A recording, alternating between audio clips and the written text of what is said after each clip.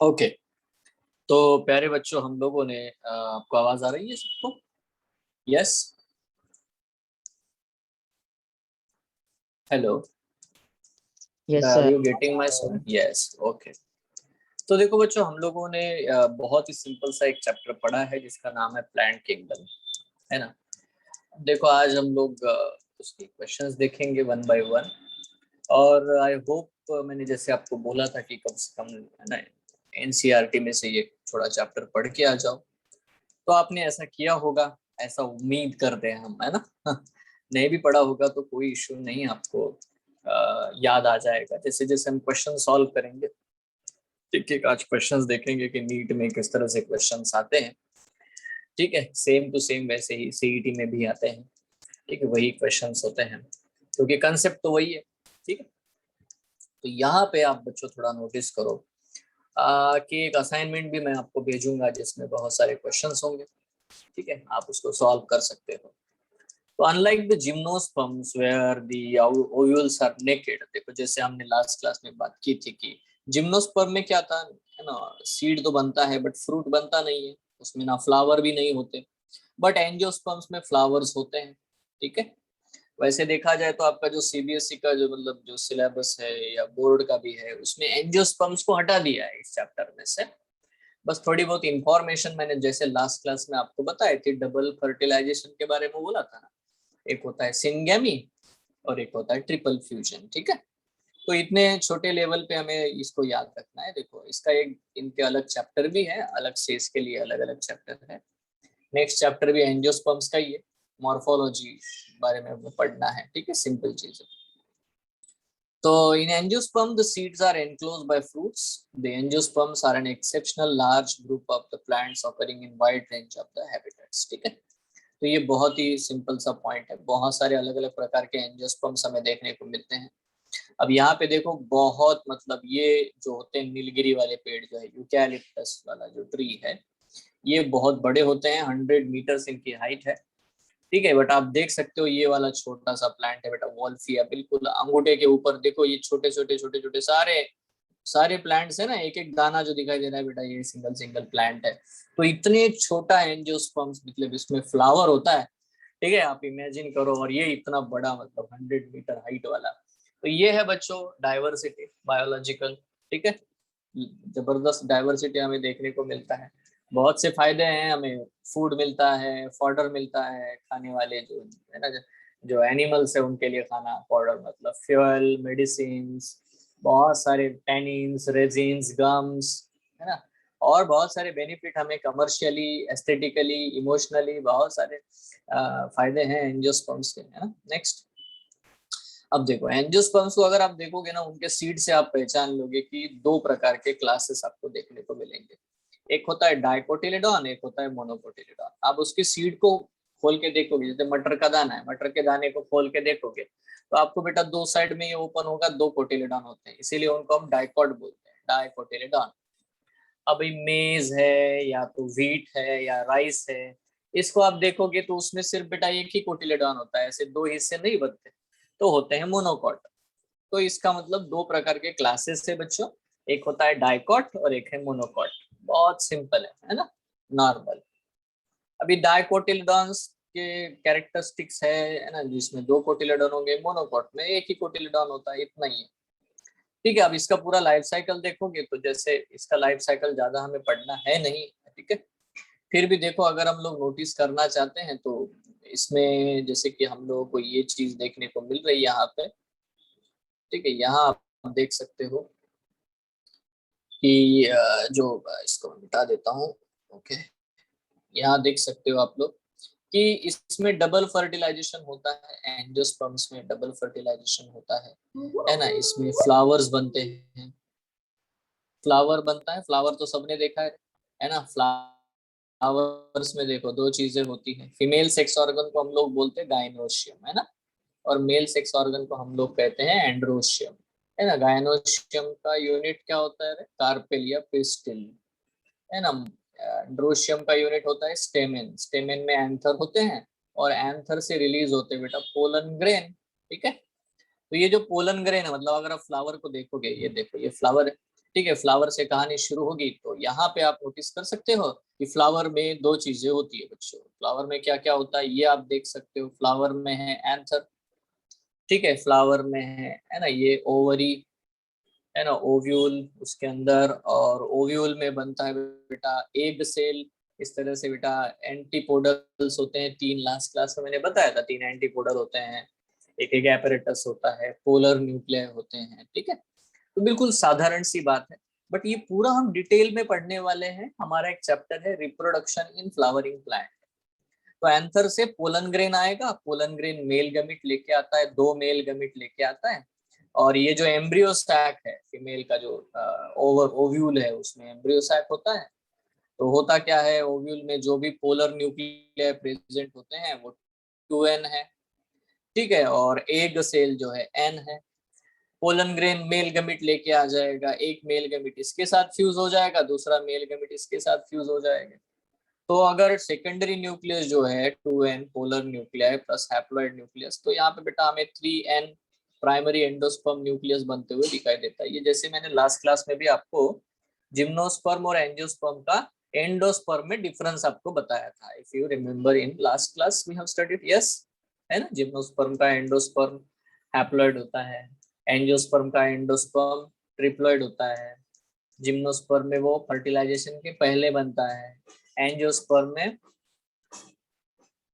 क्या बेटा, ये न्यू चैप्टर नहीं है, ये वही है, ठीक है।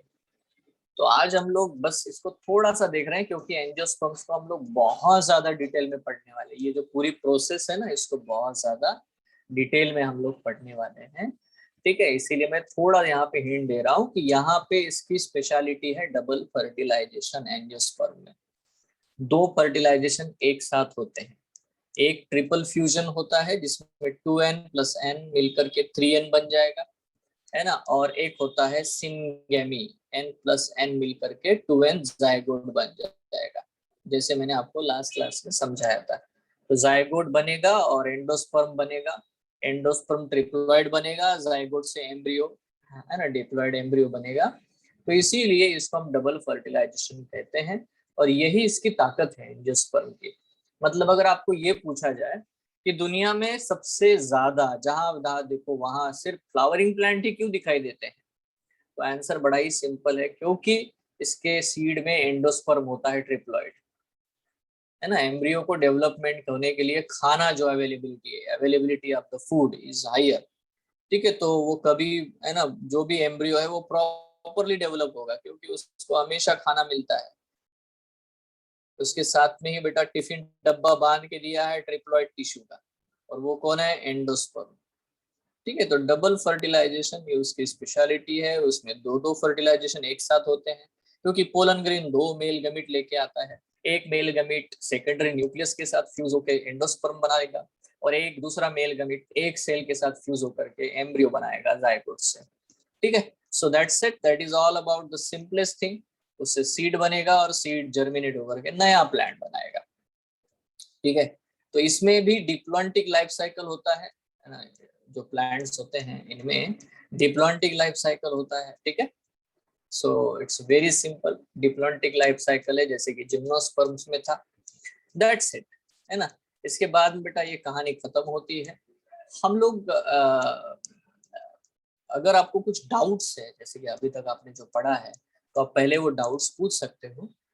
If you don't have doubts, अगर आपके पास कोई डाउट नहीं है, तो हम लोग डायरेक्टली जो है बच्चों इसके जो एमसीक्यूज है, मतलब जो क्वेश्चंस है, वो हम लोग सॉल्व करेंगे, ठीक है। तो आप क्या कहते हो, बोलो,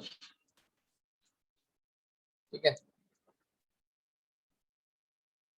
तो प्लांट किंगडम ये चैप्टर बेटा हम लोगों को मिलेगा, ये इसका सॉफ्ट कॉपी आपको मैं भेज सकता हूँ, ठीक है। आपको फॉरवर्ड कर दूंगा, आप भी इसमें से क्वेश्चन सॉल्व कर सकते हो, ठीक है। यस बच्चों, यस सर। हम लोग जितने हो सकते वहां यहाँ पे मैं खुद ही हम लोग डिस्कस करेंगे, डिस्कस करना बहुत जरूरी है। 29 पे आते हैं रिटर्न, ओके। तो यहाँ पे ये सारे सॉल्व है, ओके। तो ये है चैप्टर बच्चों, ठीक है। यहाँ पे हम लोग सॉल्व कर सकते हैं ये सब, ठीक है। वन बाय वन हम लोग सादे सादे क्वेश्चंस देखेंगे, जैसे एल्गी से रिलेटेड क्वेश्चंस देखेंगे, फिर ब्रायोफाइट से रिलेटेड क्वेश्चन देखेंगे। अगर आपके पास में एनसीईआरटी है तो आप साथ में देख देख करके भी आंसर बोल सकते हो, मतलब क्वेश्चंस आपके सही हो जाए, मजबूत हो जाए। जैसे देखो कुछ कुछ पॉइंट जैसे मैंने बताया था कि स्पाइरोगायरा में कभी, स्पाइरोगायरा में क्या नहीं होता, कभी भी मोटाइल गैमेट नहीं बनते, है ना। स्पाइरोगायरा में, स्पाइरोगायरा नाम का एल्गी है, उसमें कभी भी क्या नहीं बनता, मोटाइल मेल गैमेट बनते ही नहीं है यार। तो ये पॉइंट जैसे हमने डिस्कस किया था लास्ट क्लास में, ठीक है, मतलब जब भी हमने एल्गी के बारे में पढ़ा था, अगर आपको याद हो, एक्टोकार्पस और ऑल ये सारी चीजें भी हम लोगों ने बच्चों डिस्कस की है। तो हम लोग 2006 तक के 2005 तक के क्वेश्चन को डिस्कस करेंगे। Excuse me. तो है ना, आगे चलते हैं बच्चों थोड़ा सा, ठीक है। नाउ देखो यहाँ पे हम लोग आते हैं बच्चों, नंबर 1 क्वेश्चन है, देखो ये हमारे एनसीईआरटी में डायरेक्ट दिया गया है, ठीक है। अगर आप देखो यहाँ पे बच्चों, तो an example of colonial alga कौन सा है, तो हमने बहुत सारे एल्गी के में पढ़ा। स्पाइरोगायरा फिलामेंटस होता है थ्रेड जैसा, क्लोरेला यूनिसेलुलर होता है, यूरोथ्रिक्स भी थ्रेड जैसा होता है, वॉल्वॉक्स की कॉलोनी बनती है ना। तो उन्होंने पूछा ये बताओ कॉलोनी वाला एल्गी कौन सा है, तो आंसर क्या होगा बेटा, वॉल्वॉक्स, है ना। आपके एनसीईआरटी में भी इसका डायग्राम दिया गया है वॉल्वॉक्स वाला, इसकी कॉलोनी, डॉटर कॉलोनी, ये सब दिया गया है। और ये नीट का क्वेश्चन है 2017 का। कितना आसान पेपर होता है, बस हमें थोड़ा सा रिवाइज करना होता है, बाकी कुछ नहीं है, ठीक है। और हमें पता हो जाना चाहिए कि हाँ यार ये क्वेश्चन पूछते हैं, और आपको धीरे धीरे पता चल जाएगा क्या है। देखो स्पाइरोगायरा फिलामेंटस है, यूलोथ्रिक्स भी फिलामेंटस है, क्लोरेला यूनिसेलुलर एल्गी है, ठीक है, हो गया। अब यही क्वेश्चन तुम 2-3 बार करोगे तो तुम्हें तो याद ही हो जाएगा, अच्छा कोलोनी अलग वॉल्वॉक्स होता है, ठीक है। उसके बाद मेल गैमेट्स आर फ्लैजेलेटेड इन, किसके मेल गैमेट को फ्लैजेला होता है, सबसे पहले मैंने आपको बार बार बताया, एक ट्रिक याद रखना। ट्रिक क्या है, spirogyra do not have motile gamete, तो बेटा ये तो हमारा रिजेक्ट हो गया पहले, स्पाइरोगायरा में फ्लैजेला होते ही नहीं, मतलब मोटाइल होता ही नहीं है, तो गया, बचे 3 ही। अब मैंने एक और चीज आपको बताई थी, ट्रिक नंबर 2, कि रेड एल्गी में जितने भी स्पीसीज है, किसी में भी कोई मोटाइल स्टेज कभी नहीं होती, ना गैमेट मोटाइल होता है, ना स्पोर मोटाइल होता है, कुछ नहीं होता। कहाँ पे, red algae, red algae do not have any motile stage. अब ये 2 चीजें बहुत अच्छे से याद है ना, मतलब याद ही हो जाएगी। आप देखो कितने क्वेश्चन इसी चीज, छोटी सी चीज के ऊपर आएंगे अभी। हाँ, तो बेटा मैंने रेड एल्गी को याद करने के लिए आपको एक छोटा सा चीज बताई थी, पोपो जीजी पोजी पोजी जीपो जीपो, ऐसा कुछ बोला था मैंने, ठीक है, इफ यू रिमेम्बर। यस, है ना, porphyra, Polysiphonia, Gelidium and gracilaria, बराबर। अब यार आपको दिखाई दे रहा है यार ये तो रेड एल्गी है, मतलब इसमें तो कभी मोटाइल स्टेज होती नहीं, तो फ्लैजेला होने का चांस ही नहीं है। गया, 2 गए। मैं बस आपको सिखा रहा हूँ स्किल, टेक्निक, कि कैसे मैं हम लोग क्वेश्चंस को सॉल्व करते हैं। मैं यहाँ पे क्वेश्चंस के आंसर देने नहीं बैठा हूँ, मैं आपको ट्रिक बता रहा हूँ, सिस्टम बता रहा हूँ, how you can crack the competitive exams, ठीक है।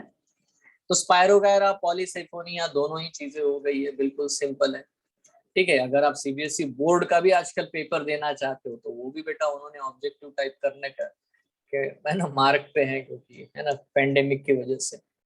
तो बेटा यहाँ पे एक और पॉइंट आता है, एनाबेना तो बैक्टीरिया है ना, एनाबेना बैक्टीरिया। अभी बैक्टीरिया में तो कहीं पे स्पोर गैमेट्स ही नहीं बनते, उनमें सेक्सुअल रिप्रोडक्शन ही नहीं होता, तो गैमेट्स कहाँ से आएगा ना रहेगा बास न बजेगी बांसुरी। तो एनाबेना में सेक्सुअल रिप्रोडक्शन ही नहीं होता, तो गैमेट बनने का क्वेश्चन ही नहीं आता, तो ये गया। तो एक्टोकार्पस एक एल्गी है, और इसमें मोटाइल गैमेट बनते हैं, जिसमें फ्लैजेला होगा। So this is our answer. Clear है, क्लियर है क्या बच्चों, आसान है ना, ठीक है। उसके बाद आते हैं बेटा, विच one of the following statement is wrong. अच्छा, निम्न में से है ना कौन सा स्टेटमेंट रॉन्ग है। एल्गी का चार्ट है ना आपके पास में, अगर चार्ट भी होगा वो टेक्स्ट बुक वाला तो भी सफिशिएंट है, ठीक है। बताओ, एगार एगार is obtain from gelidium and gracilaria, अभी बोला मैंने, पोपो जीजी वाला है ना, जेलिडियम और ग्रेसिलियर से एगार एगार मिलता है, तो ये सही स्टेटमेंट है। उन्होंने रॉन्ग कौन सा ये पूछा है ना। फिर उसके बाद Chlorella and Spirulina are used as a space food, बराबर है, क्लोरेला और स्पायरुलिना है ना स्पेस फूड में यूज किया जाता है। मैंने सिंगल सेल प्रोटीन वाला कंसेप्ट आपको बताया था, है ना, हम लोग इसको खाते भी है, क्लोरेला स्पायरुलिना, स्पायरुलिना टैबलेट्स भी मिलती है, तो ये भी सही है यार, सब एनसीईआरटी का है, कोई बाहर से कुछ नहीं। Mannitol is a stored food in Rhodophyceae. अब रेड एल्गी में मैनिटॉल होता है क्या? नहीं होता। रेड एल्गी में होता है फ्लोरिडियन स्टार्च, ठीक है, ये दिया है आपके एनसीईआरटी में, टेबल देखोगे ना, टेबल में दिया है 3 कंपैरिजन में। मैनिटॉल ये ब्राउन एल्गी का है, थियोफाइसी का, इसीलिए ये चीज रॉन्ग है, तो ये हमारा आंसर है, क्योंकि रॉन्ग वाला ही ढूंढना है, तो ये रॉन्ग है। Elgin and कैराजीन are produce product, सब एल्गी बराबर है, एल्जीन और कैराजीन मिलते ही है, तो हमारा आंसर होगा सी, क्योंकि सी रॉन्ग है। Mannitol is a stored food in Phaeophyceae होना चाहिए था, यहाँ पे क्या होना चाहिए था? थियोफाइसी, बट इन्होंने दिया है रोडोफाइसी, इसीलिए ये गलत है। दैट्स इट, ठीक है, एक छोटा सा चार्ट और 2-3 ट्रिक, इसमें आपका काम बन जाता है, ठीक है। जस्ट आगे बढ़ते हैं। Now which one of the following shows isogamy with non flagellated gametes. देखो मैंने आपको बार बार एक ट्रिक बता के रखी है, spirogyra do not produce motile gamete, ठीक है। अगर आपको याद हो तो अब भी हमने पढ़ा कि एक्टोकार्पस में फ्लैजेला होता है, तो वो बोल रहा है जिसमें नॉन फ्लैजेलेटेड, तो ये तो गया पहला नंबर, गया ना, है ना। दूसरा है मैंने आइसोगैमी, अनाइसोगैमी, ऊगैमी, उसको याद रखने के लिए कुछ ट्रिक बताए थे, जैसे कि ये चीज मैंने बताई थी, आई सेकू, सेक्युलर इंडिया, बराबर है। उसके बाद में ओ वीसा फेको, ये भी मैंने आपको बताया था, इफ यू रिमेम्बर, Yes, है sir. ना। क्या है आई सेकू? Spirogyra, Ectocarpus, Chlamydomonas, Ulothrix. तो बेटा आइसोगैमी के बारे में पूछ रहा है, आई फॉर आइसोगैमी, तो आइसोगैमी के बारे में पूछ रहा है, तो क्यों नहीं यहाँ पे?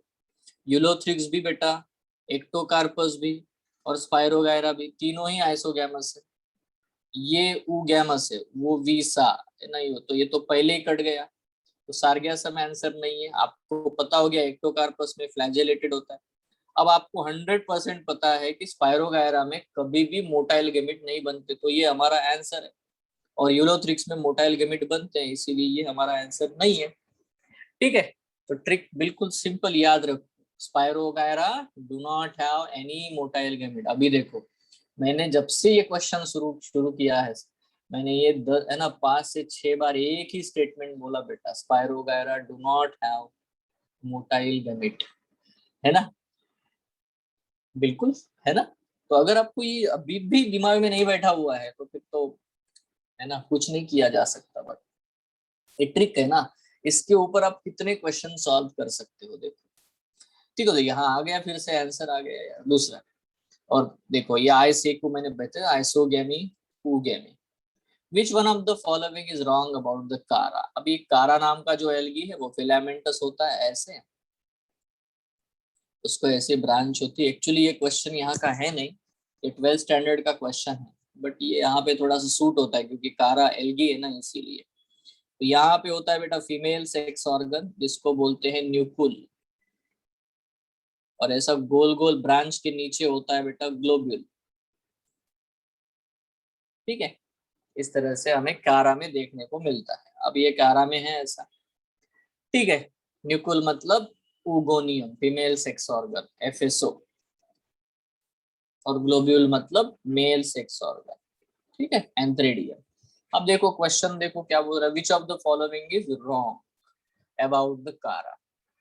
अपर उगोनियम एंड लोअर राउंड एंथ्रेडियम, ये सही है यार, है ना, देख लो अपर उगोनियम है और लोअर राउंड राउंड है, देख लो गोल गोल होता है ऐसे, ग्लोब्यूल ही बोल रहे नाम।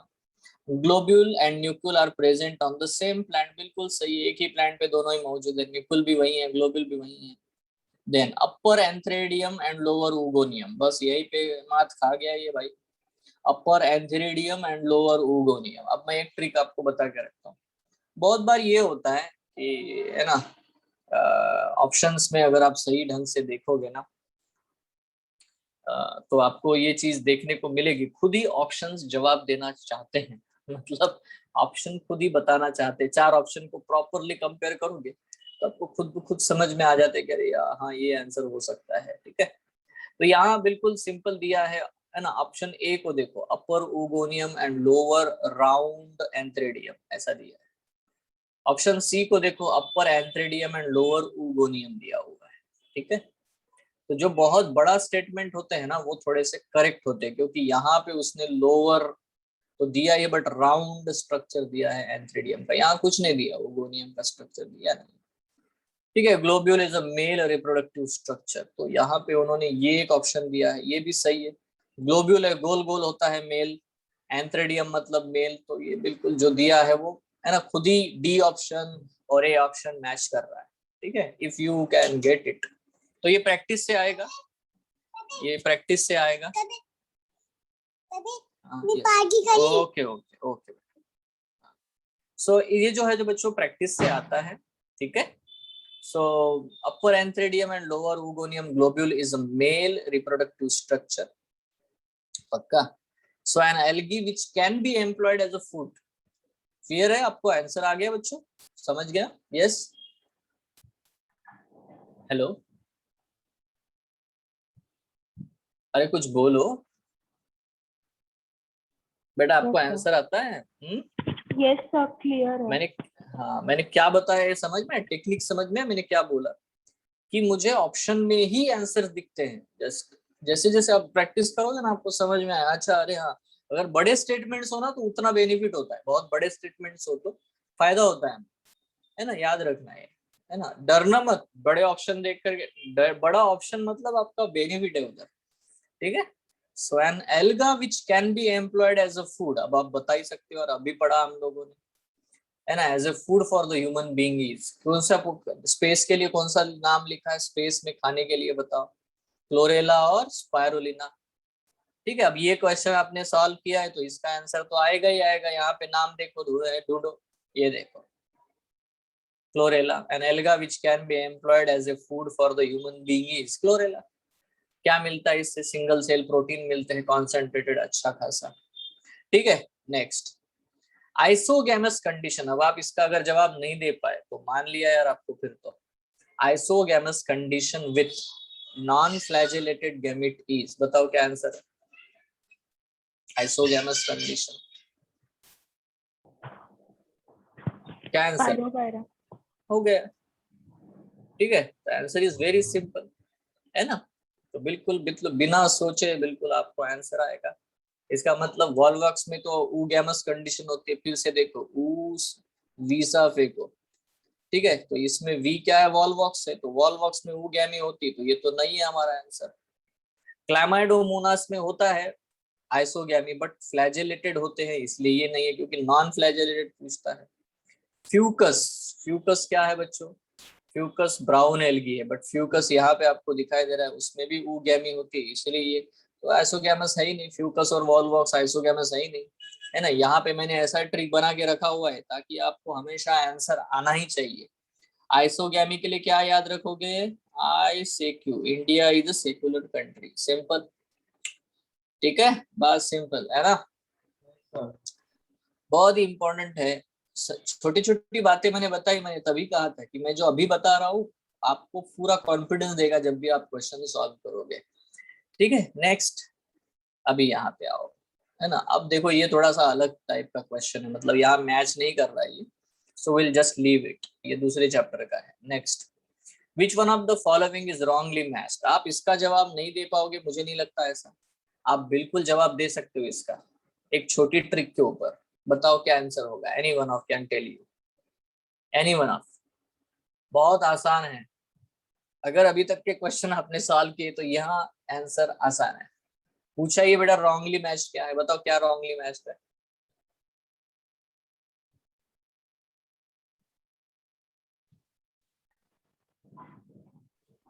स्पायरोगायरा ना? बिल्कुल वही है, ये देखो ना मैंने क्या बोला आपको, है ना, वो गोल्डन स्टेटमेंट है, याद रखना। रेड एल्गी में कभी कोई मोटाइल स्टेज नहीं होती और स्पायरोगायरा में मोटाइल गैमिट नहीं होते। इफ यू रिमेम्बर दिस, है ना, बहुत जबरदस्त आपका कार्यक्रम है। आंसर तो ये है, नॉस्टॉक बराबर बेटा पानी के ऊपर जो होते हैं ना एल्गी जमा हो जाते हैं, ग्रीन ग्रीन वाटर ब्लूम बोलते हैं उसको, है ना। सार्गेसम में कौन सा है बेटा, देखो ब्राउन एल्गी में क्लोरोफिल ए और क्लोरोफिल सी होता है ना। रेड एल्गी में क्लोरोफिल ए और क्लोरोफिल डी, मैंने बोला ना एबीसीडी याद रखना है, एबीसीडी तो आपको आती है। ग्रीन एल्गी में क्लोरोफिल ए और बी, ब्राउन एल्गी में क्लोरोफिल ए एंड सी, और रेड एल्गी में क्लोरोफिल ए एंड डी। तो बेटा सार्गेसम ब्राउन एल्गी है ना, इडली साफ, है ना। ब्राउन एल्गी को याद रखने के लिए क्या था, इडली साफ, है ना। तो सार्गेसम है क्लोरोफिल सी, डन। तो ये तो सही है, ये भी सही है। बेसिडियोमाइसिटिस जो होते फंगस है यार, फंगस मतलब आपको बायोलॉजिकल क्लासिफिकेशन चैप्टर में फंगस में बेसिडियोमाइसिटिस पढ़ा होगा। मशरूम्स, है ना, मशरूम पढ़ा है क्या? If you have studied the mushroom, the answer for the mushroom is what, the puff ball.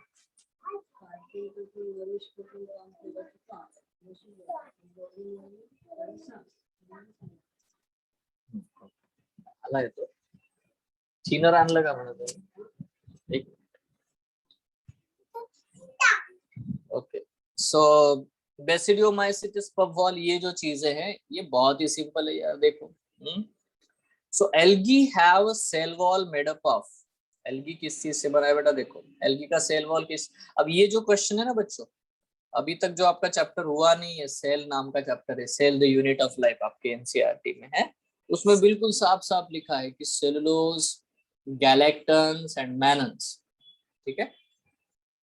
ये जो है एल्गी का जो सेलुलोज से बनता ही है मेनली, बट उसमें गैलेक्टन्स और मैनन्स ये सब भी होते हैं। तो जो हम लोग सेल चैप्टर पढ़ेंगे ना, उसमें हम लोग ये पॉइंट देखेंगे, ठीक है। ठीक, नाउ अभी बताओ यहाँ पे, ये तो बहुत आसान हो गया तुम्हारे लिए। मैनिटॉल इसका रिजर्व फूड मटेरियल है। ग्रीन एल्गी का क्या है, क्लोरोफाइसियन स्टार्च है। ब्राउन एल्गी का क्या है, मैनिटॉल और लेमिनेरिन। और रेड एल्गी का क्या है, फ्लोरिडियन स्टार्च। तो यहाँ पे बेटा ब्राउन एल्गी कौन सा है, ब्राउन एल्गी तो आपको पता होना चाहिए, इडली साफ में आता है, फ्यूकस। तो फ्यूकस इज द आंसर। समझना है कैसे सॉल्व किया ये, है ना। ब्राउन एल्गी में मैनिटॉल होता है, ठीक है। तो ब्राउन एल्गी कौन है यहाँ पे, Fucus is the brown algae, है ना। पोरफायरा पोपोजीजी रेड एल्गी है, ग्रेसिलेरिया रेड एल्गी है, कारा ग्रीन एल्गी है, फ्यूकस ब्राउन एल्गी है, ठीक है। तो ऑब्वियसली मैनिटॉल ब्राउन एल्गी में पाया जाता है ना। ये आपको याद होगा, पोपोजीजी, ठीक है, Porphyra, Polysiphonia, Gracilaria and Gelidium, ठीक है। इडली साफ में ये आता है brown algae, that's it. If you are asked to classify the various algae into distinct groups, which of the following characters you should choose, बताओ कौन सा कैरेक्टर सिलेक्ट करोगे रे आप, कौन सा कैरेक्टर आप सिलेक्ट करोगे एल्गी को क्लासिफाई करने के लिए। एल्गी के नाम क्या है, green algae, brown algae, red algae, कौन से बेसिस पे है ये? Simple, the answer is type of photosynthetic pigment present in the cell. जिस प्रकार का पिगमेंट होगा, एरिथ्रो, है ना, रेड कलर, है ना, फ्यूकोक्सैंथिन ब्राउन कलर, तो पिगमेंट के हिसाब से बेटा कलर आते हैं उसको।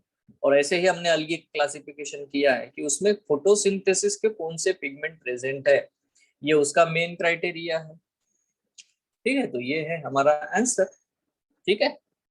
अभी फिर से आया, देखो फ्लोरिडियन स्टार्च इज फाउंड इन, आपको तो पता है अभी फ्लोरिडियन स्टार्च किसका है बेटा, फ्लोरिडियन स्टार्च रेड एल्गी का स्टोरेज मटेरियल है। तो that is what the answer, Rhodophyceae, red algae जो आपके बुक में दिया है वही है, ठीक है। साइनोफाइसी मतलब ही साइनोबैक्टीरिया होता है। मिक्सोफाइसी इज आल्सो साइनोबैक्टीरिया, ठीक है। तो ये तो है ही नहीं बेटा आंसर। क्लोरोफाइसी में, है ना, क्लोरोफाइसियन स्टार्च होता है, तो ये भी नहीं है। रोडोफाइसी में, रेड एल्गी में फ्लोरिडियन स्टार्च होता है, ठीक है। अब ये देखो, ये अजीब सा क्वेश्चन है यहाँ पे। एक रिसर्च स्टूडेंट है, उसने कलेक्ट किया एल्गी, समुद्र में कूद गया, वहां से एल्गी निकाल के लाया, ठीक है। अब उसने एल्गी निकाल के लाया, उसमें देखा, स्टडी किया, तो पता चला कि उसमें क्लोरोफिल ए है, क्लोरोफिल बी है और फाइकोएरिथ्रिन है। अब फाइकोएरिथ्रिन है, क्लोरोफिल ए है, क्लोरोफिल बी है। फाइकोएरिथ्रिन है तो कौन सा कलर देखा है, कौन सा कलर होता है बेटा, रेड, ठीक है। बट क्लोरोफिल ए और क्लोरोफिल बी तो ग्रीन एल्गी, बराबर। अब उसने क्या किया, बड़ा ही मुश्किल क्वेश्चन बना दिया। बोले ए और बी है और रेड एल्गी वाला पिगमेंट भी है, तो फिर ये कौन सा एल्गी होगा? Rhodophyceae, Bacillariophyceae, Chlorophyceae, Phaeophyceae. Bacillariophyceae मतलब वो लोग जो डायटम्स वगैरह जो होते हैं ना, आप पढ़ोगे तो ये तो हमारे लिए है ही नहीं अभी। बचे तीन। ब्राउन एल्गी तो है नहीं क्योंकि उसमें फाइकोएरिथ्रिन है ना। तो आंसर बेटा हमारा रेड एल्गी है, रोडोफाइसी, क्योंकि उसमें फाइकोएरिथ्रिन है तो वो रेड दिखेगा, और अगर वो रेड दिखेगा तो हम उसको क्लासिफाई करेंगे as a red algae, although it has a chlorophyll b, ठीक है, but it has a phycoerythrin, ठीक है। तो आंसर बेटा ये नहीं आएगा, है ना, रेड एल्गी आएगा। क्लियर है क्या रे सबको? फाइकोएरिथ्रिन है तो रेड दिखेगा ना, रेड कलर का दिखेगा, और रेड कलर दिखेगा इसका मतलब रेड एल्गी है, हो गया। और बेसिस उसका यही है ना क्लासिफिकेशन को, कौन से पिगमेंट उसमें है, ऑन दिस बेसिस हम लोग इसको क्लासिफाई करते हैं। अब मैंने कहा कि जो 2000 के बाद के क्वेश्चन है वो हम लोग करते नहीं है, ठीक है, क्योंकि बहुत पुराने हैं और वो हमारे आज के एनसीईआरटी से उतने मैच नहीं करते, ठीक है। कुछ कुछ क्वेश्चन मैच करते, जैसे देखो एन अलगा very rich in protein, protein से भरा पड़ा अलगा कौन सा है जिसको हम खाते हैं? तो आंसर यही है बेटा, क्लोरेला। अब ये ना फूड जैसा, ठीक है। यूलोथ्रिक्स, है ना, फिलामेंट्स प्रोड्यूस, यूलोथ्रिक्स कौन सा है बेटा? आई से कू यू, तो क्या होगा बेटा? वो आइसोगैमेट प्रोड्यूस करेगा, आइसोगैमी है ना। ब्राउन एल्गी में कौन सा पिगमेंट पाया जाता है? फ्यूकोक्सैंथिन। ब्राउन ब्राउन एल्गी ब्राउन क्यों दिखता है? तो ब्राउन एल्गी में फ्यूकोक्सैंथिन होता है, ठीक है। सो ये रहे बेटा एल्गी के क्वेश्चंस। राइट नाउ यहाँ पे हम लोग आते हैं ब्रायोफाइट्स में। अब बहुत पुराने क्वेश्चन देखोगे तो वो क्या है, आपका जो आज का जो एनसीईआरटी है ना उससे वो मैच नहीं करते। वैसे आप सॉल्व कर सकते हो, है ना, उसमें कुछ भी प्रॉब्लम नहीं है, ठीक है। मैं सभी क्वेश्चंस लेता हूं बट अभी फिलहाल नहीं, अभी एनसीईआरटी बेस्ड क्वेश्चन जो है वही हम कंसिडर करेंगे, ठीक है। बाकी क्वेश्चन धीरे धीरे बाद में, जैसे आप कॉन्फिडेंट हो जाते हो कि हाँ सभी आता है हमको, अभी उसके बाद करते हैं। Now see bryophytes. ब्रायोफाइट्स में देखो, ये तो यार ये क्वेश्चन यहाँ पे आया है, जाइगोटिक मियोसिस कहाँ पे देखने को मिलेगा? तो अगर आपको याद है पहला लेक्चर बेटा, फर्स्ट लेक्चर मैंने आपको बताया, क्या बताया? 3 प्रकार के मियोसिस होते हैं। कौन कौन से मियोसिस होते हैं 3 प्रकार के, बताओ? एक होता है जाइगोटिक मियोसिस, एक है गैमीटोजेनिक मियोसिस, और एक है स्पोरिक मियोसिस, ठीक है। अब मैंने आपको बताया जाइगोटिक मियोसिस उनमें होता है जिनका life cycle haplontic life cycle है, जैसे कि एल्गी, है ना, या फंगस। गैमिटोजेनिक मियोसिस किसमें होता है? जिनका लाइफ साइकिल हैप्लोडिप्लॉन्टिक है उनमें आपको बेटा, है ना, आपको, हाँ, जिनका लाइफ साइकिल डिप्लॉन्टिक है उनमें आपको गैमिटोजेनिक मियोसिस देखने को मिलता है। तो गैमिटोजेनिक मियोसिस डिप्लॉन्टिक लाइफ साइकिल वो होता है एंजियोस्पर्म्स में और जिम्नोस्पर्म्स में, ठीक है। और तीसरी चीज है स्पोरिक मियोसिस। स्पोरिक मियोसिस आपको देखने को मिलता है बेटा हैप्लोडिप्लॉन्टिक लाइफ साइकिल में, ब्रायोफाइट और टेरिडोफाइट में, ठीक है। तो अब यहाँ पे आप क्वेश्चन का आराम से आंसर दे सकते हो, इनमें से एल्गी कौन है? जो एल्गी है उसमें जाइगोटिक मियोसिस होगा, ठीक है। बेटा यहाँ पे प्रॉब्लम फंस जाता है ना। क्लैमाइडोमोनास भी एल्गी है, फ्यूकस भी एल्गी है, ये दोनों तो है नहीं, ये ब्रायोफाइट है, ये भी ब्रायोफाइट है, ठीक है। तो ये हमारे आंसर है नहीं। अब फ्यूकस और क्लैमाइडोमोनास, तो आपको ये बताया था कि, है ना, फ्यूकस एक एक्सेप्शन है, फ्यूकस में डिप्लॉन्टिक लाइफ साइकिल होती है। इफ यू रिमेम्बर आपके एनसीईआरटी में प्लांट किंगडम चैप्टर है ना, उसका एकदम आखिरी पैराग्राफ एकदम पढ़ोगे ना, लास्ट लाइन इस चैप्टर की, तो उसमें दिया है Fucus is a diplontic algae, है ना, Polysiphonia, Ectocarpus and kelp are the haplodiplontic algae, बाकी सारे ये एक्सेप्शन है, अपवाद है। तो फ्यूकस डिप्लॉन्टिक होने की वजह से ये हमारा आंसर नहीं है, तो हमारा आंसर होगा क्लैमाइडोमोनास। क्लियर है क्या रे? Yes, hello. Yes, sir. Yes, sir. देखो मैंने आपको ये चीज समझाई यहाँ पे कि आपको बार बार वो बुक्स पढ़ते रहने की जरूरत नहीं है। आप क्वेश्चन लो, एक क्वेश्चन दो, उस क्वेश्चन के बारे में थोड़ा बहुत पढ़ो, तो आपको कॉन्फिडेंस आ जाता है, अच्छा ऐसा क्वेश्चन आएगा और ऐसा क्वेश्चन को ये सब पता होना चाहिए, आपका लॉजिक इतना मजबूत होता है ना कि आप आराम से बढ़िया से जवाब दे सकते हो, है ना। आपका जो है ना, आपका कॉन्फिडेंस बहुत बिल्टअप होता है, क्योंकि आप कितना भी वो बुक्स पढ़ते रहोगे तो आपको अंदाजा नहीं है ना, आप पढ़ते वक्त तो क्या क्या पढ़ लो दुनिया भर का। अब देखो, हमको न्यूचर्ड पता है कि spirogyra do not have motile algae, ये आपको पता है तो आप आंसर दे सकते हो। अच्छा, ब्रायोफाइट में कैसा लाइफ साइकिल होता है? हैप्लोडिप्लॉन्टिक, है कि नहीं? तो देखो, एक्टोकार्पस और फ्यूकस रिस्पेक्टिवली आर। देखो यार, फ्यूकस क्या होता है? एल्गी है but diplontic life cycle show करता है। एक्टोकार्पस भी एल्गी है but haplodiplontic life cycle show करता है। तो हमारा आंसर क्या होगा? ये। ठीक है, ये एक्सेप्शन दिए हैं। आप अगर अभी भी आपके पास एनसीईआरटी बुक है तो एकदम प्लांट किंगडम चैप्टर का आखिरी स्टेटमेंट पढ़ो, आखिरी लास्ट वन। वहां पे साफ लिखा हुआ है, it's very clearly written in your text book, है ना, फ्यूकस डिप्लॉन्टिक लाइफ साइकिल। तो आपने एनसीईआरटी सही ढंग से पढ़ लिया, बहुत है, बहुत है। नेक्स्ट, अभी which is one is a wrong statement. अभी रॉन्ग स्टेटमेंट पूछ रहा है ना। नंबर 1 हम ऑप्शन डी से शुरू करते हैं। आर्किगोनिया, ये female sex organ, are found in Bryophyta, Pteridophyta, gymnosperm. तो बिल्कुल सही, ऐसा फ्लैश शेप स्ट्रक्चर हमने बनाया था। वेंटर कैनाल सेल, ये सब है ना, उसे हम आर्किगोनिया कहते हैं। और आर्किगोनिया तीनों में भी पाया जाता है, ब्रायोफाइट में भी, टेरिडोफाइट में भी, जिम्नोस्पर्म्स में भी, तीनों में। तो यार ये स्टेटमेंट तो सही है। हमें तो ढूंढना क्या है बच्चों? Wrong statement. तो हमारा डी ऑप्शन तो है नहीं भाई, D is not our option. ठीक है। Now brown algae have a chlorophyll A, C and fucoxanthin. बिल्कुल सही है यार, ब्राउन एल्गी में क्लोरोफिल ए होता है, सी होता है, फ्यूकोक्सांथिन होता है। तो ये सही है, इसलिए हमारा आंसर ये नहीं है। Haploid endosperm is a typical feature of gymnosperm. अभी यार आज भी बताया, लास्ट क्लास में बताया था कि जिम्नोस्पर्म का एंडोस्पर्म कैसा होता है? हमेशा हैप्लॉइड होता है। तो ये भी सही है, मतलब ये हमारा आंसर नहीं है। तो देखो, मुझे तो आंसर ढूंढना कैसे नहीं पड़ा, मुझे तो पता अभी आंसर एक ही बचा। आल्दो आपके एनसीईआरटी में ये चीज लिखी नहीं है, बट ये लिखा है, ये लिखा है, ये भी लिखा है। इस वजह से आपका आंसर ए है। कितने लोगों को समझ में आया कैसे निकाला आंसर हम? Although it is not written in NCERT कि म्यूकर में, है ना, जूसपोर बनते हैं कि नहीं बनते हैं। म्यूकर एक फंगस है।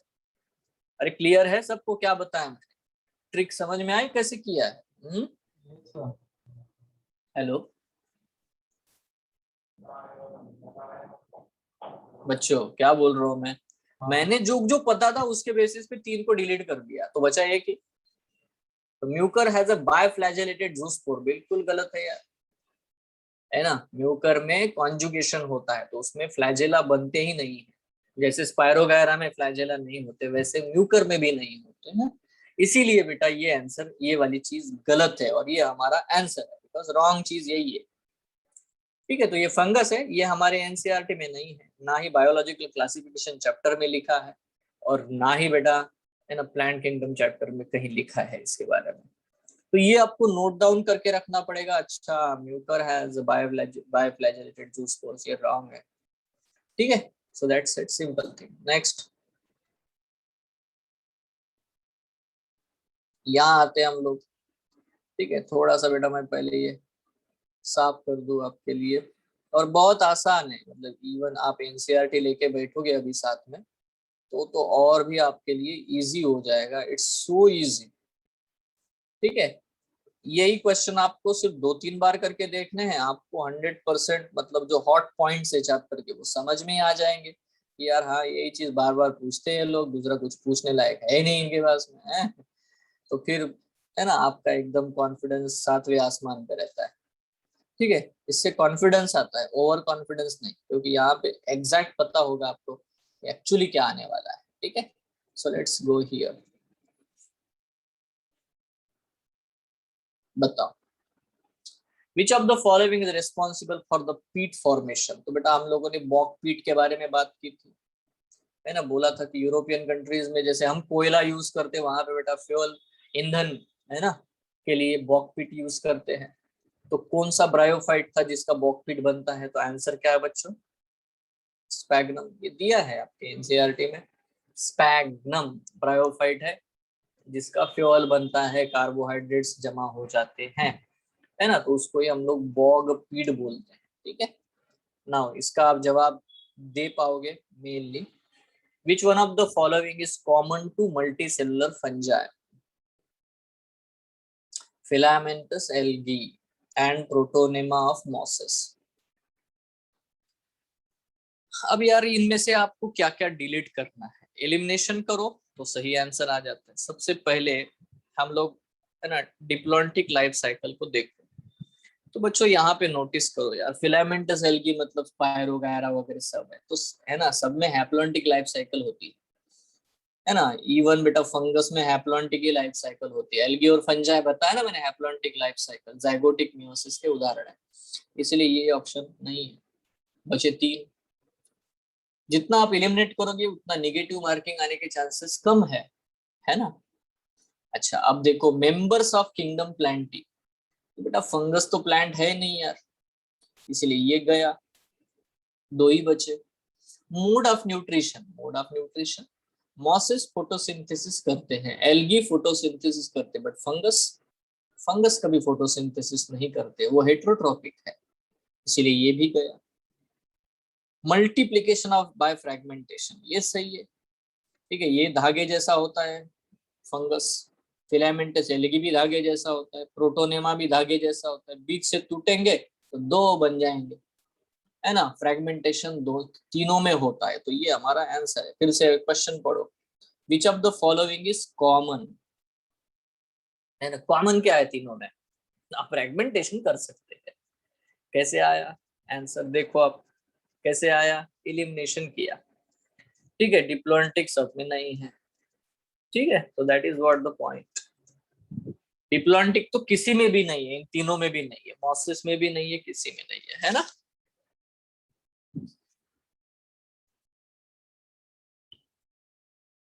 नेक्स्ट, अभी ये देखो, ऐसा क्वेश्चन तो ये एकदम डायरेक्टली एनसीईआरटी से छाप के लाया है इन्होंने। ये डायग्राम दिया है आपके एनसीईआरटी में, सीधा सीधा।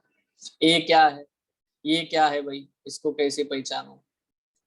ये आर्किगोनियोफोर है, ये बी थैलस है, सी बेटा गेमी कप है, डी राइजोइड्स है यूनिसेलुलर।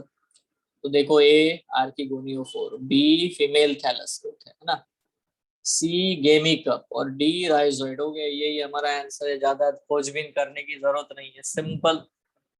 बस हमें हाँ वो लेबल पता होने चाहिए जो एनसीईआरटी में दी है। यस,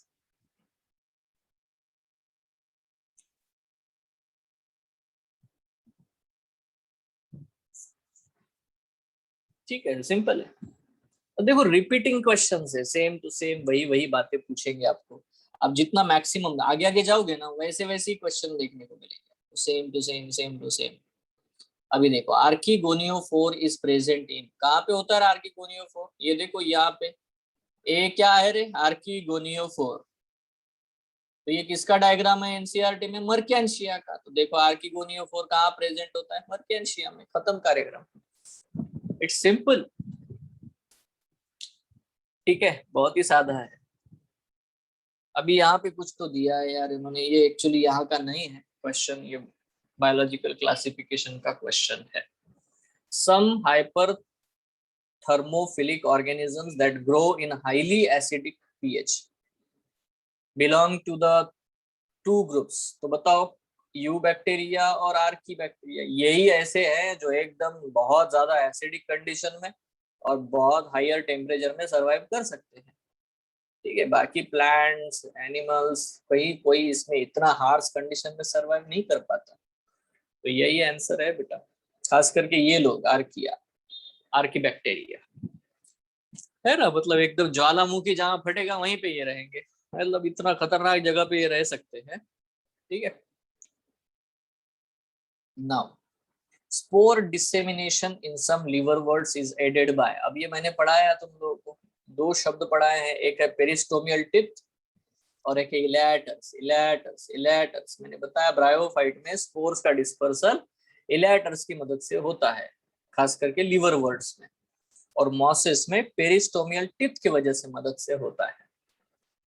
ठीक है, so that's it, simple. Peristomial tip mosses में और इलेटर्स लिवर वर्ड्स में। तो क्वेश्चन उन्होंने लिवर वर्ड पूछा है, तो हमारा आंसर ये है। स्पोरोफाइट में मॉस का स्पोरोफाइट कैसा होता है, तो हमने पढ़ा, हमारी एनसीईआरटी में भी लिखा हुआ है कि स्पोरोफाइट बहुत ज्यादा डेवलप्ड है as compare to the liverworts. सबसे ज्यादा वेल डेवलप्ड स्पोरोफाइट है मॉसेस में। तो गैमेट तो बेटा स्पोरोफाइट कभी गैमेट प्रोड्यूस नहीं करते यार, स्पोरोफाइट स्पोर प्रोड्यूस करते, इसलिए रॉन्ग है। ठीक है, स्पोर से नहीं बनते, स्पोर से अराइज फ्रॉम द, तो गैमेटोफाइट के स्पोर से नहीं बनते, जाइगोट से बनता है स्पोरोफाइट। ये खुद स्पोर प्रोड्यूस करता है, ये स्पोर से नहीं बनता। Manufactures food for itself as well as for the gametophyte, तो ये फूड मैन्युफैक्चर करेगा, food for itself as well as the gametophyte के लिए क्यों करेगा, गैमेटोफाइट खुद ग्रीन है, खुद ही खुद का खाना बनाता है, तो ये भी सही नहीं है। मैंने ये बताया था आपको कि ये पार्शियली पैरासिटिक है, सेमी पैरासिटिक, क्योंकि ये खुद ग्रीन होता है ना, सिर्फ पानी और मिनरल्स लेता है गैमेटोफाइट से और खुद का खाना खुद बनाता है, इसलिए ये है आंसर। ठीक है, मॉसिस में जो स्पोरोफाइट है वो अच्छा खासा डेवलप्ड होता है, ग्रीन होता है, खुद का खाना खुद बनाता है, बस वाटर और मिनरल के लिए गैमेटोफाइट की ओर निर्भर है, इसलिए उसको हम लोग कहते हैं पार्शियली पैरासिटिक। ठीक है, यस, क्लियर है बच्चों। अब यार ये बताओ, ये क्वेश्चन, ये स्टेटमेंट डायरेक्ट दिया आपके एनसीईआरटी में, peat moss is used as a packing material for the transshipment of the life stock, दिया है ना। पानी पकड़ के रखते हैं, होल्ड करके रखते हैं, क्योंकि वो हाइग्रोस्कोपिक है, बहुत ज्यादा हाइग्रोस्कोपिक है, इसलिए वो पानी को होल्ड करके रखते हैं, इट इज हाइग्रोस्कोपिक। तो इतने ज्यादा हाइग्रोस्कोपिक होने की वजह से बेटा वो वाटर को होल्ड करके रखते हैं, दैट्स इट, है ना, इसीलिए उनको हम लोग पैकिंग मटेरियल के फॉर्मेट में यूज करते हैं। सीधा है ना, direct question, direct NCERT, line to line. Now इसमें से बताओ which of the following propagates through the leaf tip, ये मैंने एक्सप्लेन किया था आपको। कौन सा प्लांट है जिसको मैंने कहा था कि वो लीफ टिप से चलता है, झुकता है, फिर अटैच होता है, फिर नया बन जाता है, क्या नाम था रे, कैन यू रिमेम्बर? है एडियंटम, उसको क्या कहा मैंने, वॉकिंग फर्न, है ना, यस, वॉकिंग फर्न कहा था ना, सिखाया था ना कैसे चलता है वो, झुकता है फिर टच होता है। Now sexual reproduction in spirogyra, अभी स्पायरोगायरा जो होते हैं is an advance feature because it shows, अभी यार देखो ये बड़ा ही इंपॉर्टेंट चीज है। ठीक है, तो मुझे थोड़ा 1 मिनट दो अभी आप लोग, है ना, मैं आपको ज्वाइन करता हूँ, जस्ट 1 मिनट।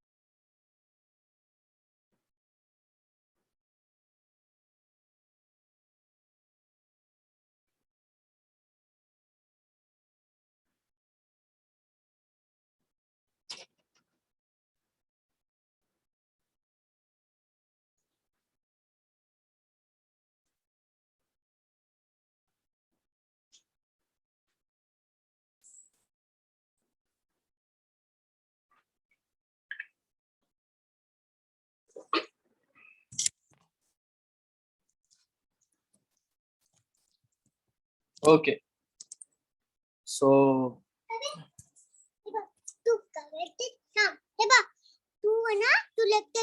ओके आता येऊ नको बाळा.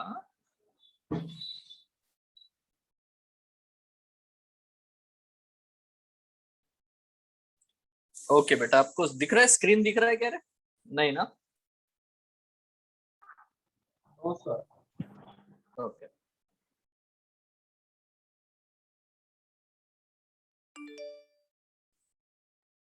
क्या है, मेरी छोटी सी बेटी है, वो बार बार आ रही है ना. कितना भी अभी क्या मना नहीं कर सकते. एनीवे तो देखो यहाँ पे सिंपल सा क्वेश्चन है बच्चों. ये क्वेश्चन है sexual reproduction in spirogyra is an advance feature because it shows. अब जैसे हमने बार बार ये नोटिस किया कि स्पायरोगायरा में, जैसे मैंने बोला आपको कि फ्लैजेलेटेड गैमेट तो बनते ही नहीं, बट आपको ये समझ में आया कि उसमें गैमेट ही नहीं बनते. गैमेट नहीं बनते तो मतलब होता क्या है, जैसे कि यहाँ पे अगर आप देखोगे तो ये स्पायरोगायरा का एक फिलामेंट है. तो स्पायरोगायरा का एक फिलामेंट है ना, यहाँ पे मैं उसको फिर से आपको एक्सप्लेन कर देता हूँ. ठीक है, जो स्पायरोगायरा है उसके केस में ऐसा स्पायरोगायरा है, उसमें बहुत सारे सेल होते हैं. यहाँ एक सेल है, यहाँ एक सेल है, ये इनका सबका न्यूक्लियस है. अब ये न्यूक्लियस हैप्लॉइड है, हैप्लॉइड है, हैप्लॉइड है, सब हैप्लॉइड न्यूक्लियस है ना पूरे. अब होता क्या है कि ये आजू बाजू के दो सेल है ना, मतलब इनको मैं ग्रीन कर देता हूँ. देखो ये वाला सेल है, ठीक है, ये वाला सेल, और इसके बाजू का सेल जो है इसको मैं ग्रीन कर देता हूँ, ये वाला सेल. ये दो सेल है. अब ये क्या होता है, इसमें से न्यूक्लियस इसका ट्रांसफर करके इधर भेज देता है, इसको भेज देगा न्यूक्लियस. तो न्यूक्लियस भेज देगा तो यहाँ पे है ना, जहाँ पे डार्क ग्रीन किया हुआ है वो सेल बन जाएगा, क्योंकि इसका हैप्लॉइड आ गया, इसका हैप्लॉइड आ गया, n+n बन गया तो 2n बन जाता है जायगोट. मतलब इसको बोलते हैं कंजुगेशन. कंजुगेशन मतलब दोनों आजू बाजू के सेल ही एक डोनर सेल बन जाता है, एक रिसीवर सेल बन जाता है. ठीक है. इवन इसमें ये भी होता है, कभी कभी ऐसे होता है, देखो हाँ ये ऐसे होता है बच्चों. ये सेक्सुअल रिप्रोडक्शन का एक तरीका है. इवन फंगस में आप लोग पढ़ोगे इस प्रकार का आपको सेक्सुअल रिप्रोडक्शन देखने को मिलता है. देखो ये है एक फिलामेंट स्पायरोगायरा का, ये दो है ना, यहाँ पे देखो बहुत आसान है. यहाँ देखो ये हैप्लॉइड हैप्लॉइड हैप्लॉइड हैप्लॉइड सारे सेल है. एक और फिलामेंट है ये वाला, ठीक है, दूसरा स्पायरोगायरा है, दूसरा स्पायरोगायरा का फिलामेंट है, दो है. अभी इसमें क्या होता है, अब यहाँ पे फिर से बेटा हम लोग ग्रीन कलर यूज करते हैं. ठीक है, यहाँ देखो ये वाला जो सेल है, ये वाला सेल बनेगा डोनर, ये बनेगा रिसीवर. तो ये तो एक दूसरे से कनेक्ट हो जाएंगे और बेटा ये अपना हैप्लॉइड न्यूक्लियस इसको दे देगा. तो रिसीवर वाले की जगह पे क्या बन जाएगा, 2n है ना, n+n बन जाएगा. पहले कैसा था, n था, तो ये बन गया 2n जायगोट. तो यहाँ पे इस तरह से इस प्रोसेस को हम लोग बोलते हैं कॉन्जुगेशन. क्या बोलते हैं इसको हम लोग, कॉन्जुगेशन. ठीक है, तभी कॉन्जुगेशन होता है स्पायरोगायरा में. मतलब देखो यहाँ पे गैमेट तो बनाया ही नहीं उसने. ठीक है, एक्चुअली देखा जाए तो उसके सेल जो है बैठे बिठाए सेक्सुअल रिप्रोडक्शन में, मतलब कॉन्जुगेशन में पार्टिसिपेट करते हैं. एक बन जाता है डोनर प्लस स्ट्रेन, एक बन जाता है receiver minus strain, that's it, done. तो बेटा अगर आपको ये दिख रहा है तो चलो यहाँ पे आप देखो तो क्वेश्चन को देखो. क्वेश्चन क्या कह रहा है कि sexual reproduction in spirogyra is an advanced feature. अब ये एडवांस्ड है क्योंकि अलग ही प्रकार से ये कार्यक्रम कर रहा है. Because it shows different size of motile sex organ. ये तो बनते ही नहीं है, मोटाइल सेक्स ऑर्गन बनते ही नहीं है. फिर से देखो सेम साइज ऑफ मोटाइल, तो मोटाइल तो होते ही नहीं है, तो ना डिफरेंट ना सेम, तो हो गया बी और सी खत्म. ठीक है, मॉर्फोलॉजिकली डिफरेंट सेक्स ऑर्गन, ऐसा नहीं हो रहा है कि छोटा बड़ा, ऐसा कुछ भी नहीं बन रहा है. मॉर्फोलॉजिकली भी वो डिफरेंट नहीं है. ठीक है, सेम ही है, वो फिलामेंट के ही सेल है ना, तो वो थोड़ी कुछ अलग है, कुछ भी अलग नहीं है. ना मॉर्फोलॉजिकली अलग है ना, ना मोटिलिटी में, ना साइज में, ना शेप में, कहीं पे अलग नहीं है. दे आर सेम, बस डिफरेंस है. एक बनेगा प्लस, एक बनेगा माइनस, एक बनेगा डोनर, एक बनेगा रिसीवर, दैट्स इट. तो फंक्शन के हिसाब से मतलब फिजियोलॉजिकली डिफरेंशिएटेड सेक्स ऑर्गन्स उसके होते हैं. फिजियोलॉजिकली मतलब फंक्शनली. कुछ समझ में आया बच्चों? अरे समझ में आया क्या? यस. Yes, sir. किस तरह का सेक्सुअल रिप्रोडक्शन है? सेक्स ऑर्गन अलग बने? नहीं बने। एक्चुअली सेक्स ऑर्गन जिनको हम लोग कह रहे हैं वो दो सेल ही है, एक का डोनर है, एक रिसीवर है, दैट्स इट, खत्म, कहानी यही खत्म हो जाती है। ठीक है, इसलिए हम लोग बोलते हैं उसमें कभी मोटाइल गैमेट बनता ही नहीं है ना। अब ये क्वेश्चन देखो तो बहुत पुराना है, 2003 का क्वेश्चन है, ठीक है, बट थोड़ा सा भी ठीक है मालूम हो आपको, अच्छा है। Now the antherozoids of the Funaria, Funaria कौन है भाई?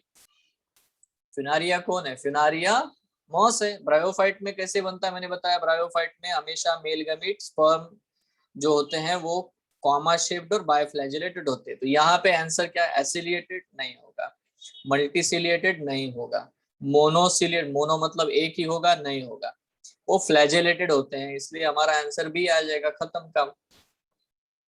वैसे देखो ये बहुत पुराना क्वेश्चन है बट आज भी बेटा ये वैलिड है, मतलब आपके एनसीईआरटी के हिसाब से मैच करता है, इसीलिए हम लोग ये पूछ रहे हैं, ठीक है।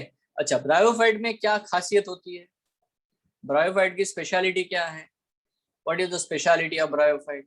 ब्रायोफाइट में उसका गेमिटोफाइट डोमिनेंट होता है और उसका स्पोरोफाइट पैरासिटिक होता है ना, डिपेंडेंट होता है। तो यहाँ पे बताओ क्या होगा? Sporophyte of longer duration, dominant phase of the sporophyte होता है क्या? नहीं होता, डोमिनेंट फेज होता नहीं है स्पोरोफाइट का। Dominant phase of the gametophyte होता जरूर है, बट गैमेटोफाइट क्या प्रोड्यूस करता है? गैमेटोफाइट गैमेट प्रोड्यूस करता है, इन्होंने लिखा है dominant phase of gametophyte which produces spores, तो ये गलत हो गया। और यहाँ पे लिखा होता विच प्रोड्यूसेस गैमेट, तो ये सही होता, बट ये गलत हो गया। यहाँ पे डेफिनेटली बेटा small sporophyte phase and generally parasitic on gametophyte, बिल्कुल सही है। छोटा सा स्पोरोफाइट होता है जो गैमेटोफाइट के ऊपर पैरासिटिक होता है, ये हमारा आंसर सही है। इसका मतलब ये भी गलत है ना, स्पोरोफाइट लॉन्गर ड्यूरेशन के लिए थोड़ी टिकता है, थोड़ी देर के लिए रहता है, क्योंकि हैप्लॉन्टिक लाइफ साइकिल है एल्गी में, उसके बाद में थोड़ा बहुत यहाँ पे स्पोरोफाइट अपना प्रेजेंस दिखाता है, तो उतना नहीं जितना भयंकर, मतलब यहाँ जैसे बड़े प्लांट में होता है वैसा नहीं है। सो ये ऑप्शन आपका डी इज करेक्ट। देखो बहुत पुराने क्वेश्चन है बट, है ना, इसका मतलब ये नहीं कि वो अपनी वैलिडिटी खो देते हैं। Now which of the following is true about bryophyte? Bryophyte के बारे में सही चीज क्या है? दे पोसेस आर्किगोनिया, यस, आर्किगोनिया तो होते हैं ना sex organ, female sex organ is archegonia. They contain chloroplast, chloroplast तो होता है क्योंकि ग्रीन है। दे आर थैलॉइड, बिल्कुल थैलस होते हैं, रूट स्टेम जैसी स्ट्रज नहीं होती, थैलस होते हैं। तो आंसर क्या है बेटा? ऑल ऑफ दिस करेक्ट, सब सही है यार इसके लिए, है ना। वो आर्किगोनिया भी होता है, क्लोरोप्लास्ट भी होता है और थैलस जैसे भी होते हैं, सो सिंपल। अच्छा, ये तो आप बता ही सकते हो कि what bryophytes are dependent on water, पानी के ऊपर निर्भर है। क्यों निर्भर है पानी के ऊपर? वो क्योंकि स्पर्म जो है मेल गैमेट को ट्रेवल होने के लिए पानी की जरूरत होती है, अगर नहीं होगा वाटर तो फर्टिलाइजेशन नहीं होगा, इसीलिए इनको हम एम्फीबियंस ऑफ प्लांट किंगडम कहते हैं, ठीक है। तो अगर ऐसा है तो यहाँ पे क्या मैच हो रहा है बेटा? Water is essential for fertilisation for their homosporous nature, तो इसका कोई मतलब नहीं है, स्पोर से कोई रिलेशन नहीं वाटर का, है ना, है ना। उसका बाद water is essential for their vegetative, vegetative propagation के लिए पानी की जरूरत नहीं, है ना। गेमी कब गिर जाएंगे ऑटोमेटिक हो जाएगा। The sperm can easily reach up to the egg in the archegonium, है ना। ये थोड़ा बहुत सुटेबल लग रहा है बट ऑप्शन डी पढ़ लेते हैं। Archegonium has a to remain filled with water for fertilisation, तो आर्किगोनिया के अंदर पानी भरे रहने की जरूरत नहीं है ना। आर्किगोनिया तक स्पर्म को पहुंचने के लिए पानी चाहिए, तो ये आपका आंसर सही है ना। The sperm can easily reach up to the egg, समझ रहे हो? समझ में आया किस तरह से रिजेक्ट किया मैंने ऑप्शन डी को और किस तरह से सी को सिलेक्ट किया? पानी अंदर थोड़ी भरा रहेगा उसके अंदर, है ना, करेक्ट है बच्चों। So this is what our answer. Now bryophytes can be separated from algae. Algae से ये कैसे अलग है रे bryophytes? बताओ, algae और bryophyte में डिफरेंस क्या है? अभी आपको तो अभी तक पढ़ा आप लोगों ने।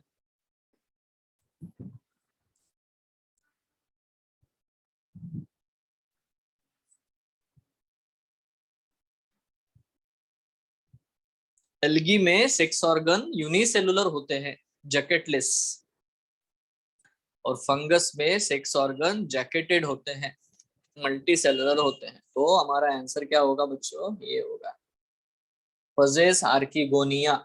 एल्गी में आर्किगोनिया नहीं होता, ऊगोनियम होता है। अभी पढ़ा था न्यूकुल, न्यूकुल ड्रॉ किया था, उसको क्या बोला था मैंने, ऊगोनियम।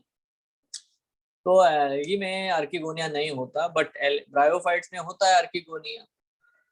ठीक है, टेरिडोफाइट में भी आर्किगोनिया होता है, जिम्नोस्पर्म में भी आर्किगोनिया होता है। तो archegonia with the outer layer, जिससे है ना स्टेराइल जैकेट उस पे होती है, तो इसलिए ये हमारा आंसर है। इस तरह से वो एल्गी से डिफर करता है। दोनों ही थैलस में होते हैं, दोनों में ही है ना कंडक्टिंग टिश्यू नहीं होता, दोनों में ही क्लोरोप्लास्ट पाया जाता है। तो ये तो सिमिलैरिटी है ब्रायोफाइट और एल्गी में। ए सिमिलैरिटी है, बी सिमिलैरिटी है, डी सिमिलैरिटी है, C is different. C is different, correct है। आर्किगोनिया नहीं होगा एल्गी में। एल्गी में हुआ होता है oogonium. Algae have unicellular sex organs, no jacket, no sterile jacket, है ना। तो ये बेटा सारे क्वेश्चंस है यहाँ पे। ठीक है, सो ये बहुत पुराने हो जाते हैं। ठीक है, बाकी ये सब आप कर सकते हो। वैसे ही सेम क्वेश्चंस है, ये भी देखो वैसा ही है। Unique feature of bryophyte is that, क्या यूनिक है ब्रायोफाइट में, प्रोड्यूस स्पोर्स, स्पोर तो सभी करते हैं, have sporophyte attached to gametophyte, है ना, लैक वैस्कुलर टिश्यू। तो एल्गी में वैस्कुलर टिश्यू नहीं होता है ना। मतलब ये देखो सिंपल है यार, उसका पेक्युलर कैरेक्टर है sporophyte attached to the gametophyte. ये आपको ब्रायोफाइट में देखने को मिलता है।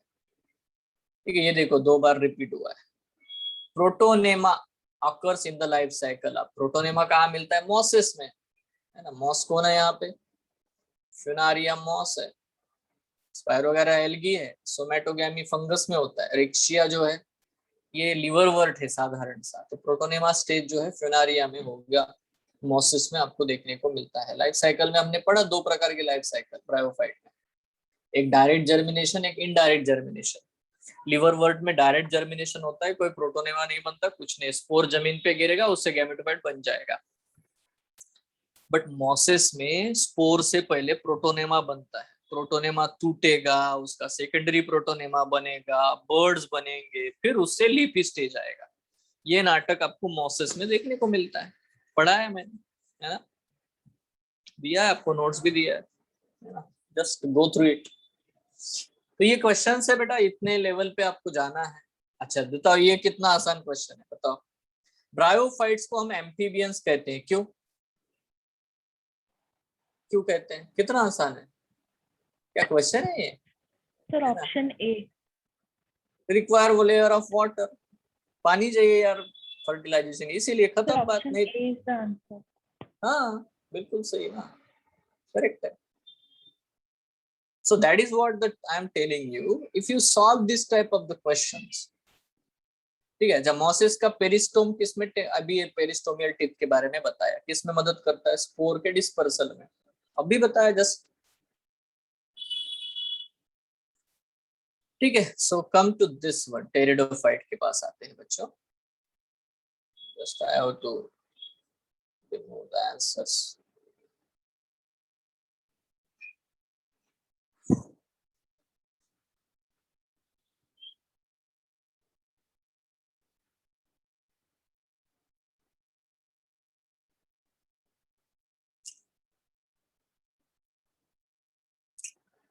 और ये जो चैप्टर्स होते हैं ना, इसमें एक ट्रिक बता के रखता हूँ सादी सी, और वो क्या है कि जब भी आप कोई चैप्टर पढ़ते हो, खास करके एनसीईआरटी में जब भी आप चैप्टर पढ़ते हो ना बच्चों, तब एक काम करना होता है कि जैसे कभी भी चैप्टर शुरू करोगे तो आप एल्गी से पढ़ना शुरू करोगे, है ना। तो जरूरी नहीं कि हम लोग ऐसा ही पढ़े, है ना। जब भी वो चैप्टर पढ़ना शुरू करो तो कभी कभी जिम्नोस्पर्म से पढ़ना शुरू करो। पहले जिम्नोस्पर्म पढ़ो, फिर एंजियोस्पर्म, पहले फिर टेरिडोफाइट पढ़ो, फिर ब्रायोफाइट पढ़ो, फिर एल्गी पढ़ो, इस तरह से। तो क्या होता है ना, सैचुरेशन लेवल पे रहते हैं हम लोग, पहले एल्गी पढ़ लेते हैं, फिर ब्रायोफाइट पढ़ लेते हैं, फिर हो जाते हैं उब जाते हैं, फिर टेरिडोफाइट और जिम्नोस्पर्म पढ़ते हैं। तो तब तक आप, है ना, उतने क्या बोलते हैं शिद्दत से नहीं पढ़ पाते। तो वैसे ही करने का, जिम्नोस्पर्म को पढ़ना शुरू करो, just gymnosperms, and then solve the questions, that's it. यहाँ पे आपको जो मैंने भेजूंगा इसमें भी, तो बिल्कुल देखो यहाँ पे टॉपिक वाइज डिवाइड किया हुआ है, तो आप आराम से बेटा ये क्वेश्चन सॉल्व कर सकते हो। मैं तो बहुत बार बच्चों को कहता हूँ, तुम्हें मन नहीं लग रहा ना तो तुम पहले क्वेश्चन करो, क्वेश्चन करते तुम्हें आंसर्स पता हो जाते, फिर पढ़ो वही पोर्शन एनसीईआरटी से, तो तुम्हारे दिमाग में फिट हो जाता है, तुम्हें पता है ये क्वेश्चन आता है, वो स्टेटमेंट दिखते हैं पढ़ते वक्त, है ना। तो इतना मजबूत होता है कि आप है ना फिर चाह करके भी नहीं भूल पाते, क्योंकि इतना फिक्स हो जाएगा दिमाग में, वो कॉन्फिडेंस आ जाता है। ठीक है, तो देखो यहाँ पे आते हैं बेटा, in bryophytes and pteridophytes transport of the male gamete requires, तो वही पॉइंट है यार, कितना आसान क्वेश्चन है। चाहे ब्रायोफाइट हो चाहे टेरिडोफाइट हो, उनको चाहिए क्या बेटा, वाटर ट्रांसपोर्ट के लिए। प्लांट बॉडी थैलस जैसी होती है, कहाँ पे थैलस जैसी होगी, स्पैग्नम में, फिनारिया में, सैल्विनिया में, नहीं मर्केंशिया में। ठीक है, अब यहाँ पे क्योंकि ठीक है ये ब्रायोफाइट का एक क्वेश्चन है। ठीक है, नेक्स्ट। अब यार देखो ये वाला चीज मैंने बहुत देर तक आपको समझाया है, ये पॉइंट जो है बहुत देर तक मैंने आपको बताया। क्या बताया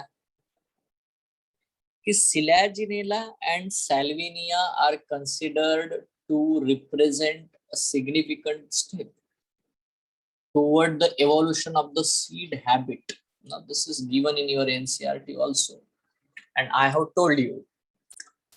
तो बताओ बेटा, Selaginella and Salvinia are considered to represent a significant step toward the evolution of the seed habit. Seed habit बनने के लिए हेटेरोस्पोरी होना जरूरी है, एंडोस्पोरिक जर्मिनेशन होना जरूरी है, फीमेल गैमेटोफाइट का डेवलपमेंट है ना स्पोरोफाइट प्लांट के ऊपर होना जरूरी है, एम्ब्रियो का डेवलपमेंट फीमेल गैमेटोफाइट के ऊपर होना जरूरी है। ये सब जब होता है तभी सीड बन सकता है, बराबर है। तो सीधा सीधा यहाँ पे सीड हैबिट के लिए क्या चीज जरूरी है, कौन सा ऑप्शन आप चुनोगे बताओ, take your time and give the answer, बोलो। सारी चीजें बता दी मैंने, क्या क्या लगता है, नाउ गिव द आंसर ना।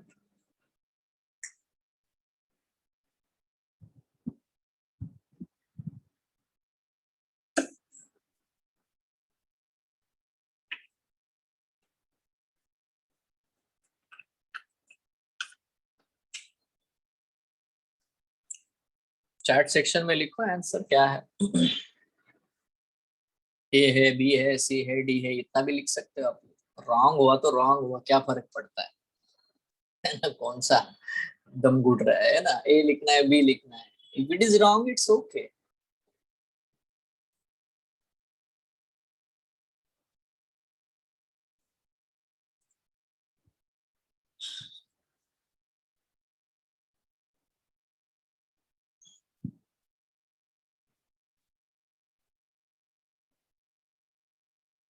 देखो यहाँ फीमेल गैमेटोफाइट फ्री तो नहीं होगा, फ्री होगा तो सीड बनेगा नहीं, है ना। Female gametophyte should grow on, कहाँ पे ग्रो होना चाहिए,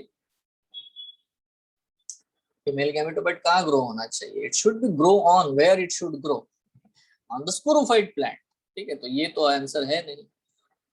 फीमेल गैमेटोफाइट लैक आर्किगोनिया, तो आर्किगोनिया क्यों लैक करेगा, टेरिडोफाइट है तो आर्किगोनिया होगा, उससे सीड हैबिट से कोई मतलब नहीं है, तो that's it, A and B are wrong. Then megaspores possess endosperm, endosperm यार जिम्नोस्पर्म में आता है, एंजियोस्पर्म में आता है, टेरिडोफाइट से कोई वास्ता नहीं है उसका, तो यहाँ कोई एंडोस्पर्म वगैरह कुछ नहीं बनता। ठीक है, seed coat, embryo surrounded by seed coat, यहाँ कोई सीड कोट भी नहीं बनता, सो रॉन्ग, तो ऑप्शन डी है। लिखाइए सीधा, embryo develops in female gametophyte which is retained on the parent sporophyte। तो वही चीज मैंने बताई कि parent sporophyte, ये सेम स्टेटमेंट आपके एनसीईआरटी में दिया गया है सीड हैबिट के लिए। ठीक है, सीड तो तभी बनेगा जब एक्चुअली स्पोरोफाइट के ऊपर ही फीमेल गैमेटोफाइट रहेगा और एक फीमेल गैमेटोफाइट कैरी करेगा एम्ब्रियो को। तो that's is what the simple, what is seed, you know seed very simply embryo और उसके ऊपर सीड कोट, बट सीड बनने के बाद में यहाँ पे सीड नहीं बनता, यहाँ पे सीड की जैसी आदत, सीड जैसी हैबिट दिखती है, सीड नहीं बनता। इसलिए ये जो है ना, ये सीड कोट होगा और एंडोस्पर्म होगा, ये यहाँ पे लागू नहीं पड़ता। Option C, answer is D. Yes, है ना। Next, in which of the following male and female gametophyte do not have free living independent existence? तो गैमेटोफाइट जो है, देखो टेरिडोफाइट की खूबी क्या है। टेरिडोफाइट में गैमेटोफाइट और टेरिडोफाइट का स्पोरोफाइट दोनों इंडिपेंडेंट होते हैं, कोई किसी के ऊपर निर्भर नहीं होता। No one is dependent, both of them are आत्मनिर्भर। ठीक है, so simply you have to understand pteridophyte जो होते हैं बच्चों, वो डेफिनेटली, है ना, दोनों ही इंडिपेंडेंट होते हैं, ये उसका खासियत है, स्पेशलिटी है। जैसे ब्रायोफाइट की स्पेशलिटी है कि गैमेटोफाइट के ऊपर स्पोरोफाइट पैरासिटिक होता है, डिपेंडेंट होता है। वैसे टेरिडोफाइट की स्पेशलिटी है कि दोनों इंडिपेंडेंट होते हैं। तो यहाँ पे कह रहा है in which one of the following male and female gametophyte do not have a free living independent existence. तो देखो फ्यूनारिया में, क्योंकि फ्यूनारिया एक ब्रायोफाइट है, तो उसमें तो फ्री लिविंग होता है ना। पॉलीट्रिकम भी एक ब्रायोफाइट है, मॉस है, इसीलिए उसमें भी फ्री लिविंग गैमेटोफाइट होता है। ठीक है, टेरिस एक टेरिडोफाइट है, तो टेरिस एक टेरिडोफाइट है, तो उसमें भी फ्री लिविंग ना गैमेटोफाइट होता है। तो बच्चा बेटा सिड्रस, पाइनस, साइकस, ये जिम्नोस्पर्म्स है, इनमें स्पोरोफाइट डोमिनेंट है और गैमेटोफाइट कंप्लीटली डिपेंडेंट होता है, इसलिए आंसर इज डी। ठीक है, तो जिम्नोस्पर्म का क्वेश्चन है एक्चुअली ये। ठीक है, next, which of the following is heterosporous. अब ये तो यार आना चाहिए यार, इतनी बार बताया ना मैंने ये, है ना, कितनी बार बताया है। Selaginella Salvinia are the two examples of the heterosporous life cycle. ठीक है, तो यहाँ पे आपका आंसर क्या हो जाएगा बच्चों, सैल्विनिया, है ना। आंसर क्या हो जाएगा, Salvinia, simple. Selaginella, Salvinia are the heterosporous pteridophytes. ठीक है, next, in the prothallus of vascular cryptogam. देखो वेस्क्यूलर क्रिप्टोगैम मतलब टेरिडोफाइट्स, है ना। वेस्क्यूलर क्रिप्टोगैम किसे कहते हैं हम लोग, टेरिडोफाइट्स को कहते हैं। So in the prothallus of a vascular cryptogam the antherozoids and egg mature at different time as a result. देखो आप सिंपल समझ में आना चाहिए कि जब भी आप प्रोथैलस का डायग्राम मैंने आपको दिखाया था, जैसे लास्ट क्लास में ऐसा हार्ट शेप दिखाया था, मैंने बोला था यहाँ आर्किगोनियम है, यहाँ एंथ्रिडियम है, दोनों एक ही प्लांट के ऊपर है। दोनों की अगर मैच्योरिटी एक समय पे आई तो यही का मेल गैमेट यही के फीमेल गैमेट के साथ फ्यूज करेगा, फर्टिलाइजेशन करेगा, कहीं बाहर जाने की जरूरत नहीं है। तो इसको बोलते हैं सेल्फ पॉलिनेशन या सेल्फ फर्टिलाइजेशन। खुद का ही मेल गैमेट, खुद का ही फीमेल गैमेट, दोनों का फर्टिलाइजेशन करा देगा, सेल्फ फर्टिलाइजेशन होगा। बट अगर वो एक साथ मैच्योर हुए तो, बट अगर उनका टाइमिंग अलग अलग है तो, एंथ्रोजॉइड्स मेल सेक्स और ऑर्गन मेल गैमेट और एक सेल फीमेल गैमेट का मैच्योर डिफरेंट टाइम अगर हुआ तो हालांकि although they are present on the same plant, they don't fertilize, they don't take part in the fertilization. Are you sure? मान लेते हैं कि फीमेल का फर्टिलाइजेशन जो मैच्योरेशन है थोड़ा लेट हुआ और मेल बहुत जल्दी मैच्योर हो गए।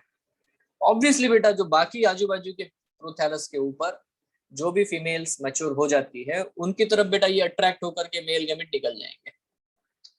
ठीक है, खुद के तरफ नहीं आएंगे, तो सेल्फ फर्टिलाइजेशन को अवॉइड किया जा सकता है। तो सेल्फ फर्टिलाइजेशन इज प्रिवेंटेड अगर दोनों का टाइमिंग अलग अलग है तो।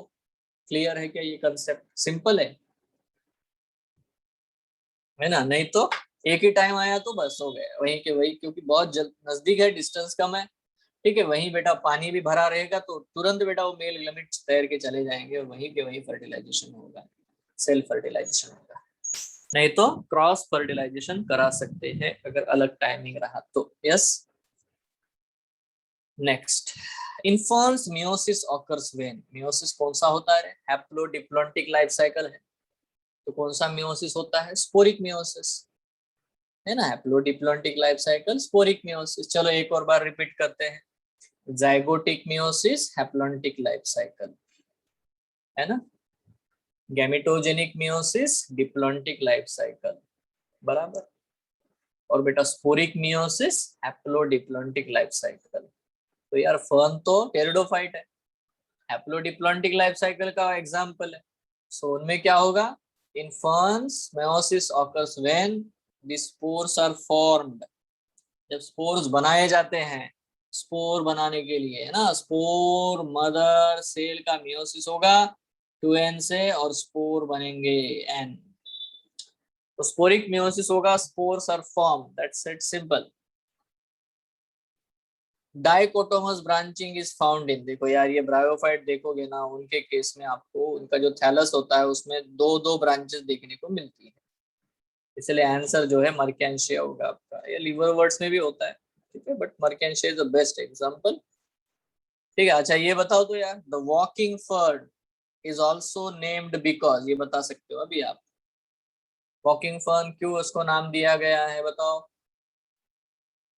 ऑप्शन कौन सा, ए बी सी डी, बोलो। एडियंटम, एडियंटम का ही क्वेश्चन है ना, अभी तो फिर से आया था, क्या आंसर होगा। अरे क्या है, कुछ तो बोलो। अभी ऐसे क्वेश्चन के लिए भी तुम लोग क्या किसको देख रहे हो, कौन जवाब देगा है ना, मैं तो ना दूंगा भैया।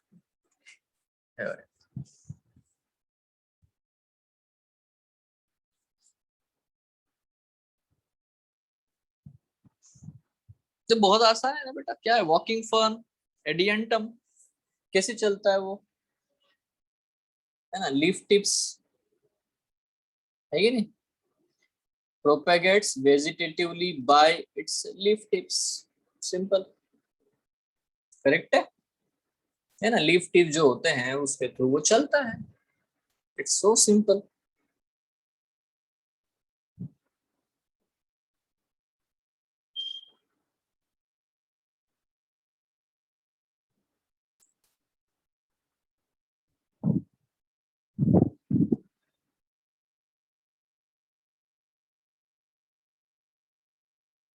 Next, multicellular branch rhizoids and leafy gametophyte are characteristic of, बताओ यार किस चीज का कैरेक्टरिस्टिक है, multicellular branch rhizoids, multicellular branch rhizoids और लीफी गैमेटोफाइट, ठीक है, ये आपको देखने को मिलेगा सम ब्रायोफाइट्स में, मतलब किसमें, मॉसिस में, ठीक है। तो कुछ मॉसिस होती है उनमें बेटा आपको ये इस प्रकार का ब्रांच राइजोइड्स देखने को मिलते हैं, है ना, विथ ऑब्लिक सेप्टम, और लीफी स्टेज देखने को मिलता है, सिंपल। नेक्स्ट, बताओ ये कितना आसान है, the amphibians of plant kingdom are, किसे प्लांट किंगडम का एम्फीबियंस कहते हैं, ब्रायोफाइट्स को, है ना, ये है bryophytes with simple internal organisation, ज्यादा मुश्किल नहीं होता, सिंपल स्ट्रक्चर होता है उनका, है ना, पैरेन्काइमा होता है उनका टिश्यू, ठीक है, तो इनको ही हम लोग एम्फीबियंस कहते हैं, so they are called as the amphibians, simple. Next, pteridophytes differ from mosses, pteridophytes और मॉसेस ब्रायोफाइट्स में क्या डिफरेंस है, क्या अंतर है दोनों में, what is the difference between pteridophyte and bryophyte, तो आंसर सिंपल है, देखो टेरिडोफाइट में दोनों ही इंडिपेंडेंट होते हैं, गैमेटोफाइट और स्पोरोफाइट, बी, ठीक है, बट टेरिडोफाइट में, है ना, जैसे ये देखो इंडिपेंडेंट गैमेटोफाइट, तो इसीलिए ये आंसर नहीं आएगा क्योंकि डिफरेंस नहीं है, सिमिलैरिटी है। वेल डेवलप्ड वैस्कुलर सिस्टम, बिल्कुल बेटा, गैमेटोफाइट में तो नहीं बट स्पोरोफाइट में, टेरिडोफाइट्स के, है ना, जाइलम फ्लोएम पाए जाते हैं, तो ये डेफिनेटली बेटा डिफरेंस है दोनों में, ब्रायोफाइट में तो ये होता नहीं, दोनों में ही आर्किगोनिया होता है, दोनों में ही फ्लैजेलेटेड स्पर्मेटोजोइड मतलब मेल गैमेट बनते हैं, तो ये उनमें सिमिलैरिटी है, ये भी सिमिलैरिटी है, ये भी सिमिलैरिटी, ये डिफरेंस है, तो हमारा आंसर होगा B, well developed vascular system pteridophytes में देखने को मिलता है। The plant group that produces spores and embryo but lacks vascular tissue. बताओ, स्पोर तो बनाता है, एम्ब्रियो भी बनता है, बट जिसमें वैस्कुलर टिश्यू नहीं होता वो कौन होगा? ऑब्वियसली बेटा ब्रायोफाइट है। अगर यही क्वेश्चन मैं ऐसा पूछूं, the plant group that produces spores, है ना, हाँ, the plant group that produces spores and embryo and have vascular tissue, तो आंसर क्या होगा? तब आंसर बेटा ये होगा ना, टेरिडोफाइट। अभी बोल रहे हैं नहीं है, लैक्स वैस्कुलर टिश्यू। टेरिडोफाइटा। हाँ बिल्कुल, ठीक है। So that's it, that is the simple thing. Now देखो यहाँ पे एक और answer, which one of the following is not common between Funaria and Selaginella. देखो अभी यही क्वेश्चन है एक्चुअली, टेरिडोफाइट ब्रायोफाइट बोलने की बजाय इसने फ्यूनारिया सिलाजिनेला बोला है क्वेश्चन में। ऐसा होता है बहुत बार, क्वेश्चन ऐसे ही आते हैं, नाम रहता है एक कोई, बट वो पूछते हैं ग्रुप के बारे में। फ्यूनारिया मतलब किसे रिप्रेजेंट कर रहा है? ब्रायोफाइट को। सिलाजिनेला किसको रिप्रेजेंट कर रहा है? टेरिडोफाइट। और क्वेश्चन क्या है कि विच इज नॉट, मतलब डिफरेंस क्या है दोनों में? तो ऑब्वियसली बेटा ये बहुत सिंपल क्वेश्चन है, दोनों में ही आर्किगोनिया पाया जाता है, दोनों में ही एम्ब्रियो पाया जाता है, दोनों में ही फ्लैजेलेटेड स्पर्म्स होते हैं, बट ब्रायोफाइट्स में रूट नहीं होता, राइजोइड होते हैं, और सिलाजिनेला में रूट्स होते हैं। इसलिए ये है हमारा आंसर, ठीक है। आर्किगोनिया, एम्ब्रियो, फ्लैजेलेटेड स्पर्म्स, तीनों ही चीजें बेटा ब्रायोफाइट टेरिडोफाइट में होती है। बट टेरिडोफाइट का स्पोरोफाइट डोमिनेंट है विथ रूट, स्टेम, लीव्स, है ना। यहाँ पे हमें है ना डिफरेंस देखने को मिलता है। Evolutionarily important character of the selaginella is, selaginella की ऐसी कौन सी बढ़िया खासियत है ना? तो बेटा सिंपल है, सिलाजिनेला में आपको सीड हैबिट देखने को मिलती है ना। तो ये क्यों आती है seed habit? Due to the option heterosporous C. Nature. क्या बेटा? नहीं नहीं, इवोल्यूशनरीली इंपॉर्टेंट चीज क्या है? Heterosporous condition. अगर ऑप्शन सी उसमें is the answer. No, the option A is the answer बेटा, है ना। ए आंसर है, क्योंकि हेटेरोस्पोरस नेचर है तो ही बेटा उसमें सीड हैबिट आएगा, और आगे इसके बाद में बच्चा जिम्नोस्पर्म, है ना। स्ट्रॉबिलाई इसलिए आंसर नहीं आएगा क्योंकि वो इवोल्यूशनरीली इंपॉर्टेंट कैरेक्टर नहीं है सिलाजिनेला का, क्योंकि स्ट्रॉबिलाई और बहुत सारे दूसरे भी जैसे, है ना, टेरिडोफाइट्स में आपको बनते हुए दिखाई देता है, ठीक है बच्चा। बट ये सब आपने करना चाहिए, you have to give the answer, maybe it's wrong, okay, you have to give the answer, ठीक है। राइजोफोर के बारे में भी मैंने बताया था, सिलाजिनेला में राइजोफोर होता है ना, ऑर्गन ऑफ, है ना, डी नोवो ऑर्गन बोलते हैं उसको। मतलब राइजोफोर एक ऐसा स्ट्रक्चर है, ना इसको हम रूट बोल सकते हैं ना ही स्टेम, दोनों के कैरेक्टरिस्टिक उसमें पाए जाते हैं, ठीक है। इवन सिलाजिनेला में लिग्यूल भी पाया जाता है, लिग्यूलेटेड लीफ, मतलब उसका जो छोटा सा लीफ होता है उसके बेस में ऐसे टंग जैसा स्ट्रक्चर होता है, तो उसको बोलते हैं लिग्यूल। तो एक्चुअली सिलाजिनेला में लिग्यूल भी होता है, सिलाजिनेला में स्ट्रोबिलस भी होता है, सिलाजिनेला में राइजोफोर होता है, और सिलोबिला में हेटेरोस्पोरस नेचर होता है। तो ये चीज जो है ये इवोल्यूशनरीली बहुत मायने रखती है, क्योंकि उसके वजह से सीड हैबिट डेवलप होता है, और आगे चल करके जिम्नोस्पर्म, एंजियोस्पर्म जैसे सीड बियरिंग प्लांट जो है इन्हीं से इवॉल्व होकर के आगे आए हैं, ठीक है। तो ये है ना इम्पोर्टेंट। नेक्स्ट, तो ये रहा बेटा यहाँ पे। एक्चुअली हम लोग आगे चलते हैं, ये थोड़ा सा लेटेस्ट क्वेश्चन दिख रहा है 73, विच one of the following is considered important in the development of the seed habit। फिर से वही क्वेश्चन आया, आंसर क्या है बच्चों? हेटेरोस्पोरी, ठीक है ना। सीड हैबिट के लिए इंपॉर्टेंट कैरेक्टरिस्टिक है heterospory. Plants reproducing by spores such as mosses and ferns are grouped under the general term. जो स्पोर से रिप्रोड्यूस करते हैं उनको हम लोग क्या बोलते हैं? तो जो स्पोर से रिप्रोड्यूस करते हैं उनको हम लोग बोलते हैं क्रिप्टोगैम्स। सीड बियरिंग प्लांट जो है वो फेनेरोगैम्स है, बराबर है।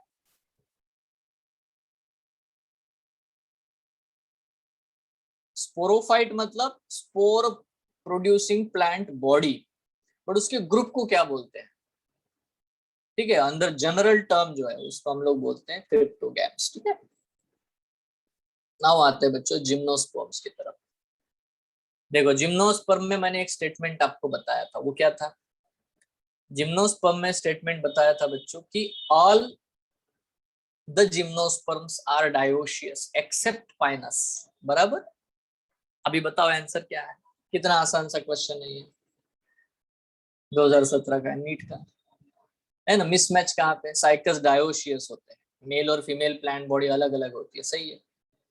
सिलाजिनेला सैल्विनिया हेटेरोस्पोरस होते हैं, बिल्कुल सही है। इक्विजिटम होमोस्पोरस होता है, एक ही प्रकार के स्पोर प्रोड्यूस, ये भी सही है। बट पाइनस मोनोएशियस होते हैं, डायोशियस नहीं, इसलिए ये गलत है। तो ये हमारा आंसर है, क्योंकि मिसमैच ढूंढना है। ये सब तभी सही होता है जब पाइनस के सामने लिखा होता पाइनस इज मोनोएशियस। तो बेटा स्टेटमेंट रिपीट करता हूँ, ठीक है। All the gymnosperms are dioecious exception Pinus, ठीक है। Pinus is monoecious. मोनोएशियस का मतलब क्या है? एक ही प्लांट बॉडी के ऊपर दोनों सेक्स ऑर्गन का प्रेजेंट होना। डायोशियस का मीनिंग क्या है? प्लांट और जो ऐसे प्लांट जिसमें मेल और फीमेल प्लांट बॉडीज डिफरेंट हो, male plant different, female plant different, ठीक है। श्योर। नाउ अब यहाँ पे बोल रहा है select the correct statement. Correct statement क्या है, ढूंढो। Gymnosperms are both homosporous and heterosporous. तो देखो बेटा बिल्कुल गलत है ये। क्यों? क्योंकि ऑल जिम्नोस्पर्म्स आर हेटेरोस्पोरस, क्योंकि सब में सीड बनता है, क्योंकि सीड बेयरिंग प्लांट है। Seed bearing plants are always heterosporous, तो ऑल जिम्नोस्पर्म्स आर हेटेरोस्पोरस, इसलिए ये तो रॉन्ग है यार, ठीक है। ये सही कैसे होता इसका, है ना। करेक्ट वर्जन क्या है ना, जिम्नोस्पर्म्स आर ओनली हेटेरोस्पोरस, है ना। तो ये सही वर्जन है। Now option B, Salvinia, Ginkgo, Pinus all are the gymnosperms. अब यार यहाँ पे प्रॉब्लम है, क्योंकि जिंगो और पाइनस डेफिनेटली बेटा जिम्नोस्पर्म्स है, बट सेल्विनिया एक टेरिडोफाइट है, हेटेरोस्पोरस टेरिडोफाइट, इसलिए ये रॉन्ग है, ठीक है। Salvinia is a pteridophyte, Selaginella Salvinia pteridophyte है, हेटेरोस्पोरस, ठीक है। Sequoia is one of the tallest tree, ये तो सही है यार। सिकोया है 300 मीटर तक ग्रो होता है, मैंने फोटो भी दिखाया था आपको, है ना। छोटे छोटे लोग खड़े थे नीचे उसके, देखा ना सिकोया का। Redwood of the California. Now option D, the leaves of gymnosperms are not well adapted to the extreme climate. नहीं बिल्कुल यार, एक्सट्रीम क्लाइमेट को अडेप्टेड होते हैं। Sunken stomata, needle like leaves, है ना, थिक क्यूटिकल, ये सब उसमें होता है। सो ये रॉन्ग है बेटा, ठीक है। ये बोल रहा है उसमें एक्सट्रीम कंडीशन के लिए वो तैयार नहीं है, बट वो तैयार है। तो बेटा यहाँ पे करेक्ट स्टेटमेंट सी है, so the answer is C.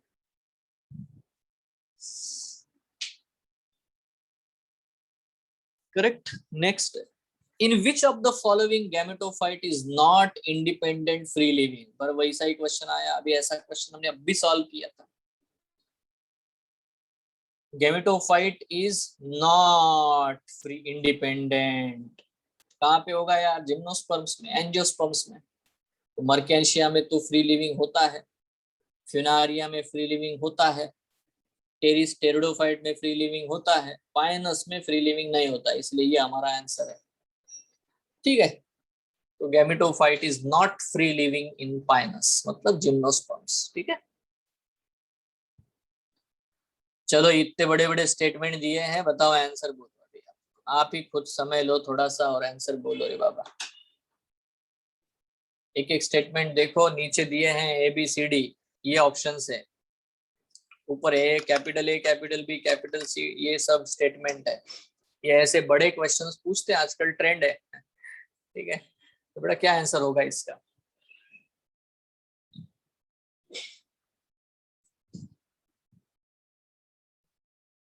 Take your time, NCERT देख सकते हो। मतलब देखो, हमें ये समझ में आना चाहिए कि आपको अगर बुक भी दिया जाए ना हाथ में साइड में, तो भी आंसर देना मुश्किल है, क्योंकि आप कितने पेज पलटाओगे, तब तक टाइम खत्म हो जाएगा है ना। तो नेसेसरी है कि आप ऐसे क्वेश्चंस पहले ही सॉल्व करके रखो। 10,000 क्वेश्चन करने की जरूरत नहीं है, हार्ड वर्क करने की जरूरत नहीं है। स्मार्ट वर्क यही है कि आप जो प्रीवियस ईयर्स के नीट या एम्स के क्वेश्चन करो, आपको खुद ब खुद बेटा एनसीईआरटी में कौन सा लाइन इंपॉर्टेंट है, कौन सा क्या है, ये खुद अंडरस्टैंडिंग आता है और आप आंसर दे पाओगे। तो बताओ what should be the answer?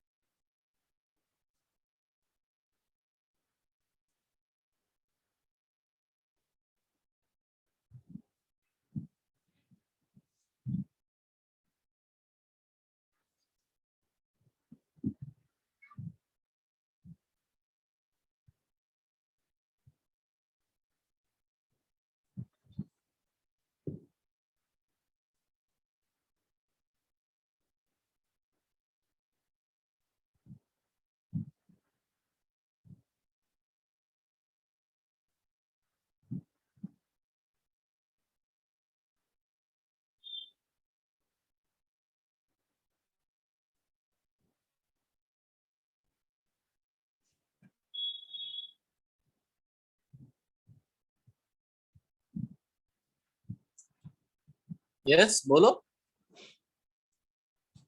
Anything wrong और रॉन्ग व्हाटएवर, क्या फर्क पड़ता है? रॉन्ग तो रॉन्ग, यहाँ कोई मार्क्स तो मिलने वाले नहीं है ना मार्क्स जाने वाले हैं, यही मौका है रॉन्ग अटेम्प्ट करने का। एग्जामिनेशन में करोगे रॉन्ग अटेम्प्ट तो यार धोखा होता है ना, रिस्क होती है।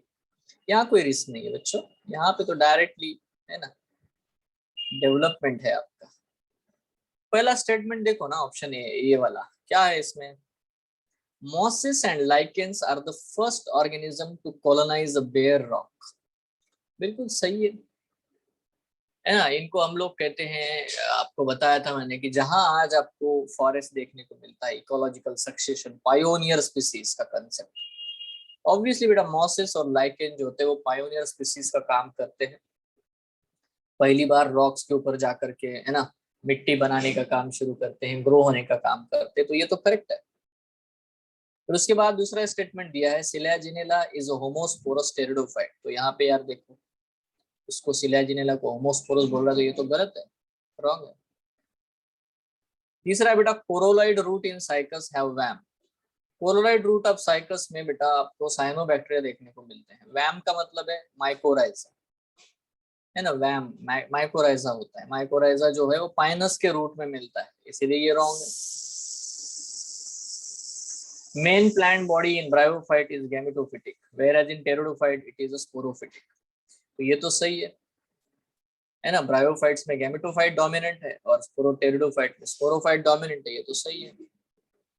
In gymnosperms male and female gametophyte are present within sporangia located on sporophyte. तो यार हाँ ठीक है, यहाँ पे ऑब्वियसली बेटा गैमेटोफाइट ट्रैप हो जाते हैं inside the sporophyte, pollen grain ही उसका मेल गैमेटोफाइट बन जाता है, ठीक है। एंडोस्पर्म जो है फीमेल गैमेटोफाइट है, हैप्लॉइड, तो इसीलिए यहाँ पे ई हमारे लिए सही है।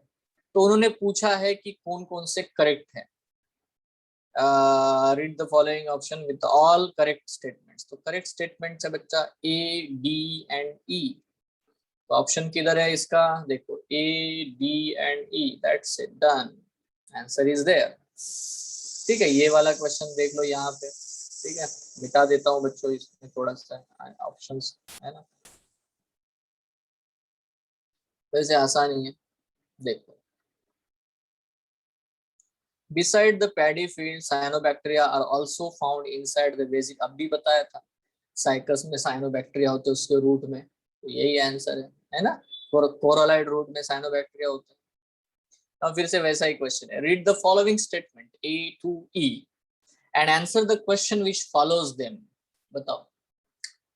इन liverworts mosses and ferns gametophyte are free living. देखो लीवर वर्ड्स में फ्री लिविंग होता है, मॉसेस में तो फ्री लिविंग होता है, सब में होता है, तो ये सही स्टेटमेंट है।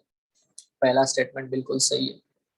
दूसरा स्टेटमेंट देखो, gymnosperms and some ferns are heterosporous. बिल्कुल सही है, जिम्नोस्पर्म हेटेरोस्पोरस होते हैं और कुछ टेरिडोफाइट है सिलाजिनेला सैल्विनिया वो हेटेरोस्पोरस होते हैं, तो ये भी सही है। तो पहला और दूसरा तो सही है, ठीक है। देन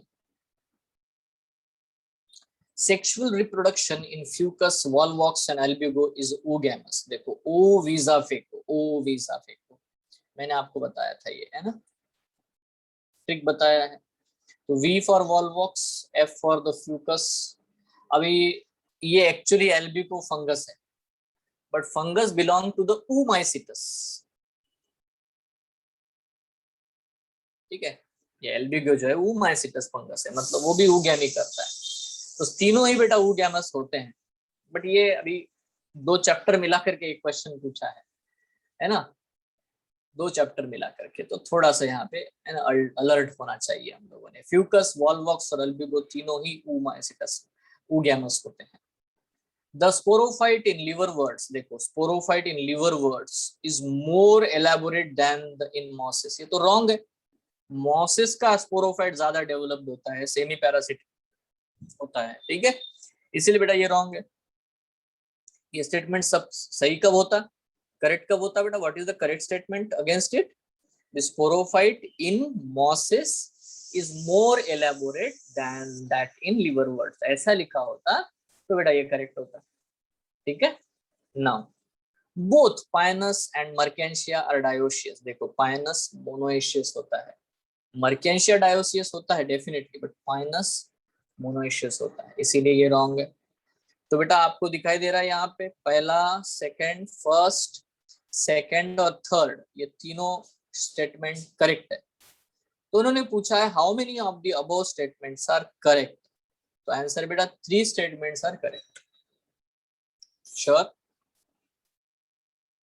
क्या है? 3 स्टेटमेंट्स आर करेक्ट। अब ये है ना एल्ब्यूको वाला जो फंडा है, ऑब्वियसली बेटा थोड़ा सा यही चीज अकड़ जाती थी आपको, मतलब एल्ब्यूको के बारे में, ठीक है।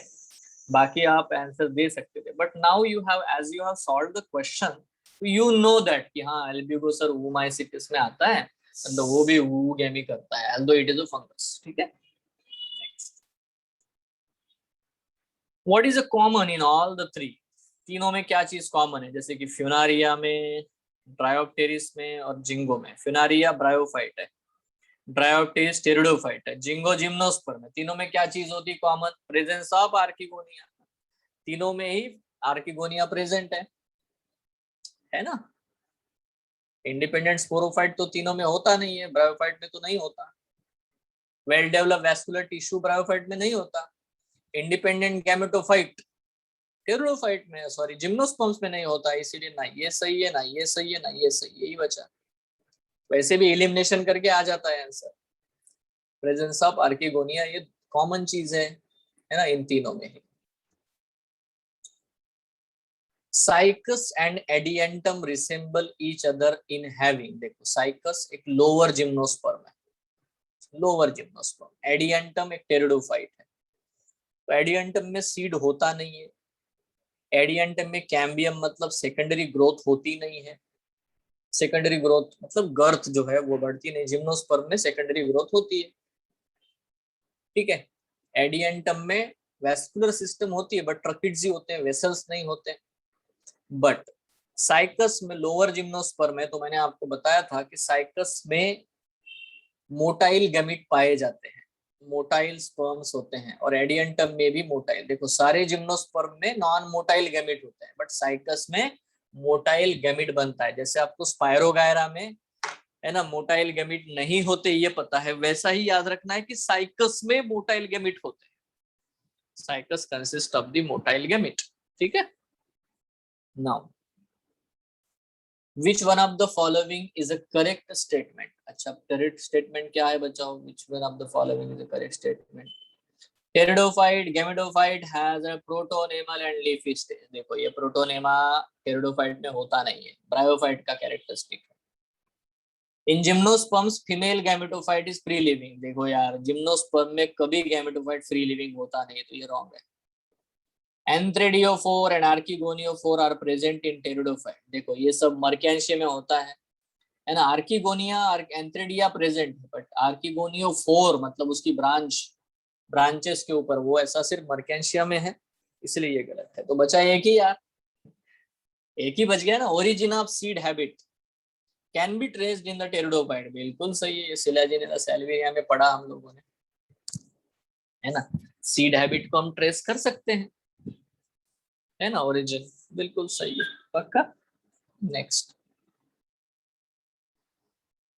Again, read the following 5 statements A to E and answer the question. बताओ यार इसमें क्या होगा, बोलो, 1 minute low, 2 minute low, solve करो, आंसर बोलो, कुछ नहीं होता है, इतना शांत बैठे रहोगे कैसे होगा, कुछ भी आपको जो लगता है ठीक है ना, आंसर देने की कोशिश करो, कुछ भी नहीं तो कम से कम एक स्टेटमेंट ढूंढने की कोशिश करो, ठीक है। एक स्टेटमेंट ढूंढने में भी आपको थोड़ा बहुत तो आप नजर घुमा सकते हो कि हाँ सर ये है, ऐसा ऐसा देखा है, ठीक है।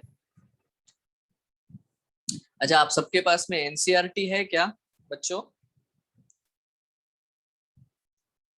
अरे सबके पास एनसीईआरटी है, कम से कम ये चैप्टर का एनसीईआरटी है क्या? No sir. तो सफिशिएंट है ना। इधर उधर दुनिया भर के कहीं नोट जमा करने हैं, ये ऐसा कुछ नहीं करना पड़ता। देखो, सक्सेसफुल होने का दुनिया में एक ही रास्ता है ना, कंसिस्टेंसी एंड सिंप्लिसिटी, दो है ना, बस यही होता है, कुछ अलग करने की कोई जरूरत नहीं है भाई, वही काम आप बार बार करोगे तो आप उसमें एक्सपर्ट हो जाते हो, यही है और क्या, बराबर है ना। जैसे अभी देखो, अभी आप बोलोगे सर मेरे को ये फिजिक्स का न्यूमेरिकल सॉल्व करके दो, obviously I am not able to do that, why? Because मैंने बहुत साल से किया ही नहीं, जब तक मैं पढ़ता था तब करता था, उसके बाद मुझे जरूरत नहीं महसूस हुई, है ना। So I am not expert in that, yes, but if you ask something about biology, I will I have that hand, I can tell you, क्योंकि एक ही काम मैंने बार बार किया, तो दैट्स इट, है ना। तो वही तो आपको करना है यार, ऐसा कोई कोई इंटेलिजेंट वगैरह कुछ नहीं होता है, खुद को अंडर एस्टिमेट बिल्कुल मत करो, कभी नहीं,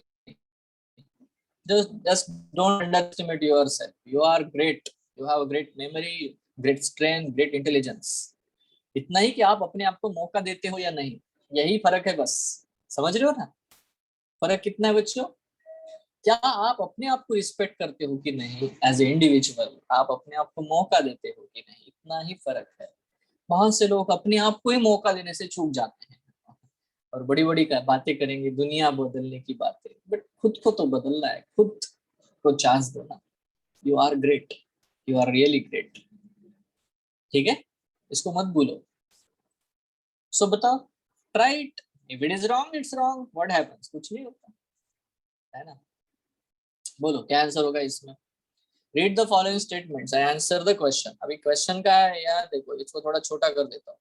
वो पूछ रहा है कि अबव स्टेटमेंट्स में से करेक्ट कौन से हैं, मतलब कितने करेक्ट है ना। नंबर 1, ए करेक्ट है क्या, बताओ, ए इज करेक्ट और नॉट, यस और नो, इतना ही बोलो, आया ना। In equisetum the female gametophyte is retained on the parents sporophyte, सही है क्या ये। In equisetum the female gametophyte is retained on the parents sporophyte, equisetum में थोड़ी होता है ये, सीड हैबिट का कैरेक्टरिस्टिक है, ये कहाँ पे होता है, सिलाजिनेला सैल्विनिया में, तो ये तो गलत है यार, इक्विजिटम में थोड़ी हो रहा है। फीमेल गैमेटोफाइट का रिटेन होना सीड हैबिट है ना ऑन द स्पोरोफाइट, ठीक है। दूसरा, इन जिंगो, जिंगो जिम्नोस्पर्म में male gametophyte is not independent, ginkgo में मेल गैमेटोफाइट इंडिपेंडेंट नहीं होगा, बिल्कुल नहीं होगा, क्योंकि वो जिम्नोस्पर्म है ना, गैमेटोफाइट ही इंडिपेंडेंट नहीं होता, तो दैट्स इट, दैट्स इट्स है ना, इन जिंगो मेल गैमेटोफाइट, ये करेक्ट है। The sporophyte in Rixia is more developed than in Polytrichum. यार रिक्शिया तो liverwort है, Polytrichum अभी वैसा ही स्टेटमेंट हमने पढ़ा था। तो रिक्शिया में जो स्पोरोफाइट है वो लेस डेवलप्ड है than the Polytrichum, ये तो रॉन्ग है। Sexual reproduction in Volvox is isogamous, यार अभी तो मैंने कितनी बार वो ये चीज बताई आपको, है ना, ओ वीजा फेको, है ना। तो वॉल्वॉक्स में क्या होता है, ऊगैमस कंडीशन होती है कि नहीं, आइसोगैमस तो होता नहीं, तो रॉन्ग है यार। तो spores of the slime moulds, अब ये देखो यार, ये बायोलॉजिकल क्लासिफिकेशन चैप्टर का है, पढ़ा क्या, ये हो गया क्या आपका, बताओ, बायोलॉजिकल क्लासिफिकेशन हो गया क्या बच्चों?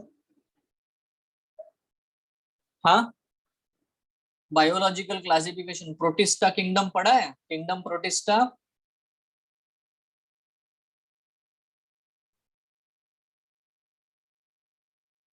अरे किंगडम प्रोटिस्टा पढ़ा है कि नहीं? देखो ये बहुत निर्भर करता है कि आप कैसे रिस्पॉन्स देते हो ना, उसके ऊपर हमने कितना कंटेंट देना चाहिए, ये निर्भर करता है बच्चों। ठीक है, कोई बात ही नहीं। देखो अगर आप इसके बारे में पढ़ोगे ना किंगडम प्रोटिस्टा, तो उसमें आपको लिखा हुआ मिलेगा कि स्लाइम मोल्ड जो है उनके जो स्पोर्स होते हैं ना उसके ऊपर सेल वॉल होता है। ठीक है, तो इन्होंने लिखा है the spores of the slime moulds lack cell walls. तो यार तो सेल वॉल तो लैक नहीं करता, इसलिए ये भी रॉन्ग है। तो यार ये क्वेश्चन में सिर्फ एक स्टेटमेंट सही है, बाकी सब गलत है। तो आंसर है डी, ओनली वन करेक्ट। समझ रहे हो? ठीक है, read the following 5 statements and answer the question. ठीक है, देखो ये थोड़ा सा मुश्किल सा क्वेश्चन है, फिर भी यहाँ पे आंसर देता हूँ मैं। जिंगो में आर्किगोनिया होता है क्या? हाँ सर होता है, क्योंकि जिम्नोस्पर्म में आर्किगोनिया होता है। वायरॉइड्स के बारे में अगर आपने पढ़ा हो तो वायरॉइड्स नेकेड आरएनए होते हैं जो इन्फेक्शन कॉज करते हैं। ठीक है, तो ये आप पढ़ोगे, जब आप पूरा चैप्टर पढ़ोगे ना प्रोटिस्टा का, तो आप लोग पढ़ोगे ये सारा बायोलॉजिकल क्लास में। मस्टर्ड में सिनर्जिड्स होते हैं। ठीक है, तो ये क्वेश्चंस हम लोग बेटा करेंगे और एक बार करेंगे वंस, है ना, again we will do that one. ठीक है, so just when we revise this topic then again we'll solve the same questions, nothing different, है ना। तो ऐसे हम लोग करते हैं, है ना। तो ये तरीका ही है मेरा, जिससे है ना फाइनल एग्जाम आते आते आपको बहुत सारी चीजें ऐसे फिंगर टिप्स पे रहती है। हाँ सर ये बताया, ये पढ़ा है, 2 बार हो गया, 3 बार हो गया, that's it। Repetition is the only important concept. ठीक है, बहुत बढ़िया चीज है, कोई बड़ी बात नहीं है। आप आराम से बेटा, है ना, ये क्वेश्चंस के सॉफ्ट कॉपी मैं आपको भेजूं क्या? यस, हाँ बच्चों बोलो, ये आपको मैं सेंड करूंगा, यस और नो? Yes, sir. इसमें, हाँ तो ये मैं आपको सेंड करता हूँ एंड जस्ट सॉल्व इट। इसके आंसर दिए हुए हैं पीछे साइड में। ठीक है, आप पूरा आंसर भी देख सकते हो, बट इतना ही करो कि ये जो है ना इसके ऊपर टिक मार्क कभी मत करना, इसके ऊपर टिक मार्क मत करना। जैसे अभी मैं कर रहा हूँ वैसे टिक नहीं करना। टिक नहीं करोगे मतलब, जैसे देखो अभी जैसे ये क्वेश्चन है, ये क्वेश्चन आपने सॉल्व किया ना, थोड़ा टेक्निक समझ लो बच्चों। अभी ये क्वेश्चन है, ठीक है, नाउ दिस इज, जैसे मैंने ये क्वेश्चन किया, ये मैंने क्वेश्चन किया, 78 क्वेश्चन हो गया। I have solved this 78 question. ठीक है, इसके बाद मैंने, है ना, यहाँ पे हो गया, हाँ मेरे को पता हो गया, ये सही ये सही। अब यहाँ पे आया ये क्वेश्चन है, ठीक है, besides paddy field cyanobacter are also found inside vegetative part. अब मैंने पहले भी सॉल्व किया था इसको, बट इसके ऊपर कोई टिक मार्क नहीं है, तब मेरा ब्रेन काम करेगा। मतलब आप पहले से अगर इसके ऊपर टिक करके रखोगे सारी जगह पे, तो जब आप उसको सेकंड टाइम विजिट करोगे ना, तो आपको मदद नहीं मिलती, क्योंकि आप जो टिक किया उसके भरोसे हो जाता है, आपका ब्रेन काम नहीं करेगा। आपको कुछ समझ में आया क्या बच्चों? हेलो, अरे टेक्निक समझ में आई? Yes, Yes, sir. Know the answer, you have to know the answer, solve the question, but don't tick mark it, because whenever you revise, you are going to revise it before examination, just practice। मतलब brain को याद आना, अच्छा हाँ मैंने पढ़ा है यार, साइकस होता है ना, ये इसका आंसर साइकस है। इस तरह से आपके दिमाग में बैठ जाएगा। Otherwise if you tick mark it, तो आपका ब्रेन जो है डेवलप नहीं होगा। ठीक है, आपने जैसे ही टिक करके रख दिया, दैट्स इट, है ना, then it will not be beneficial for you. ठीक है, तो इस तरह से आप करो, है ना। It's easy, it's very simple. आप पहली बार ये कर रहे हो इसलिए थोड़ा बहुत लगता है, जैसे पहली बार हम साइकिल चलाते हैं ऐसा लगता है कि होगा या नहीं होगा, but it happens eventually if you do it continuously, automatic हो जाता है। क्लियर? इसीलिए साधारण रखो, सिंपल रखो, बहुत ये वो बुक नहीं पढ़ना उठा करके। ठीक है, सो बेटा आज के लिए बेटा हम लोग यहीं पे रोकते हैं मेरे प्यारे बच्चों। कोई भी हेल्प चाहिए, ठीक है ना, इमोशनल हेल्प, साइकोलॉजिकल हेल्प, तो आप बात कर सकते हो, no problem at all. Yes, sir. ठीक है ना। Okay, बस गिव अप नहीं करने का है, इतना ही, पक्का है हाँ ना। चलो बढ़िया है, तो आज बेटा हम लोग यहाँ पे रोकते हैं। मैं आपको ये क्वेश्चंस भेज दूंगा, you have to solve it. इसके अलावा मैं एनसीईआरटी बेस्ड आपको पूरा इसका एक असाइनमेंट भेज दूंगा, उसको आप करो बिल्कुल NCERT line to line, line to line. इधर एनसीईआरटी पढ़ोगे उधर जवाब आएगा, ऐसा मैं आपको उसको असाइनमेंट भेजूंगा, तो आपका वो एकदम से मजबूत हो जाएगा। ठीक है, so thank you, have a nice day, Yes, enjoy. sir. Thank you, sir. thank you.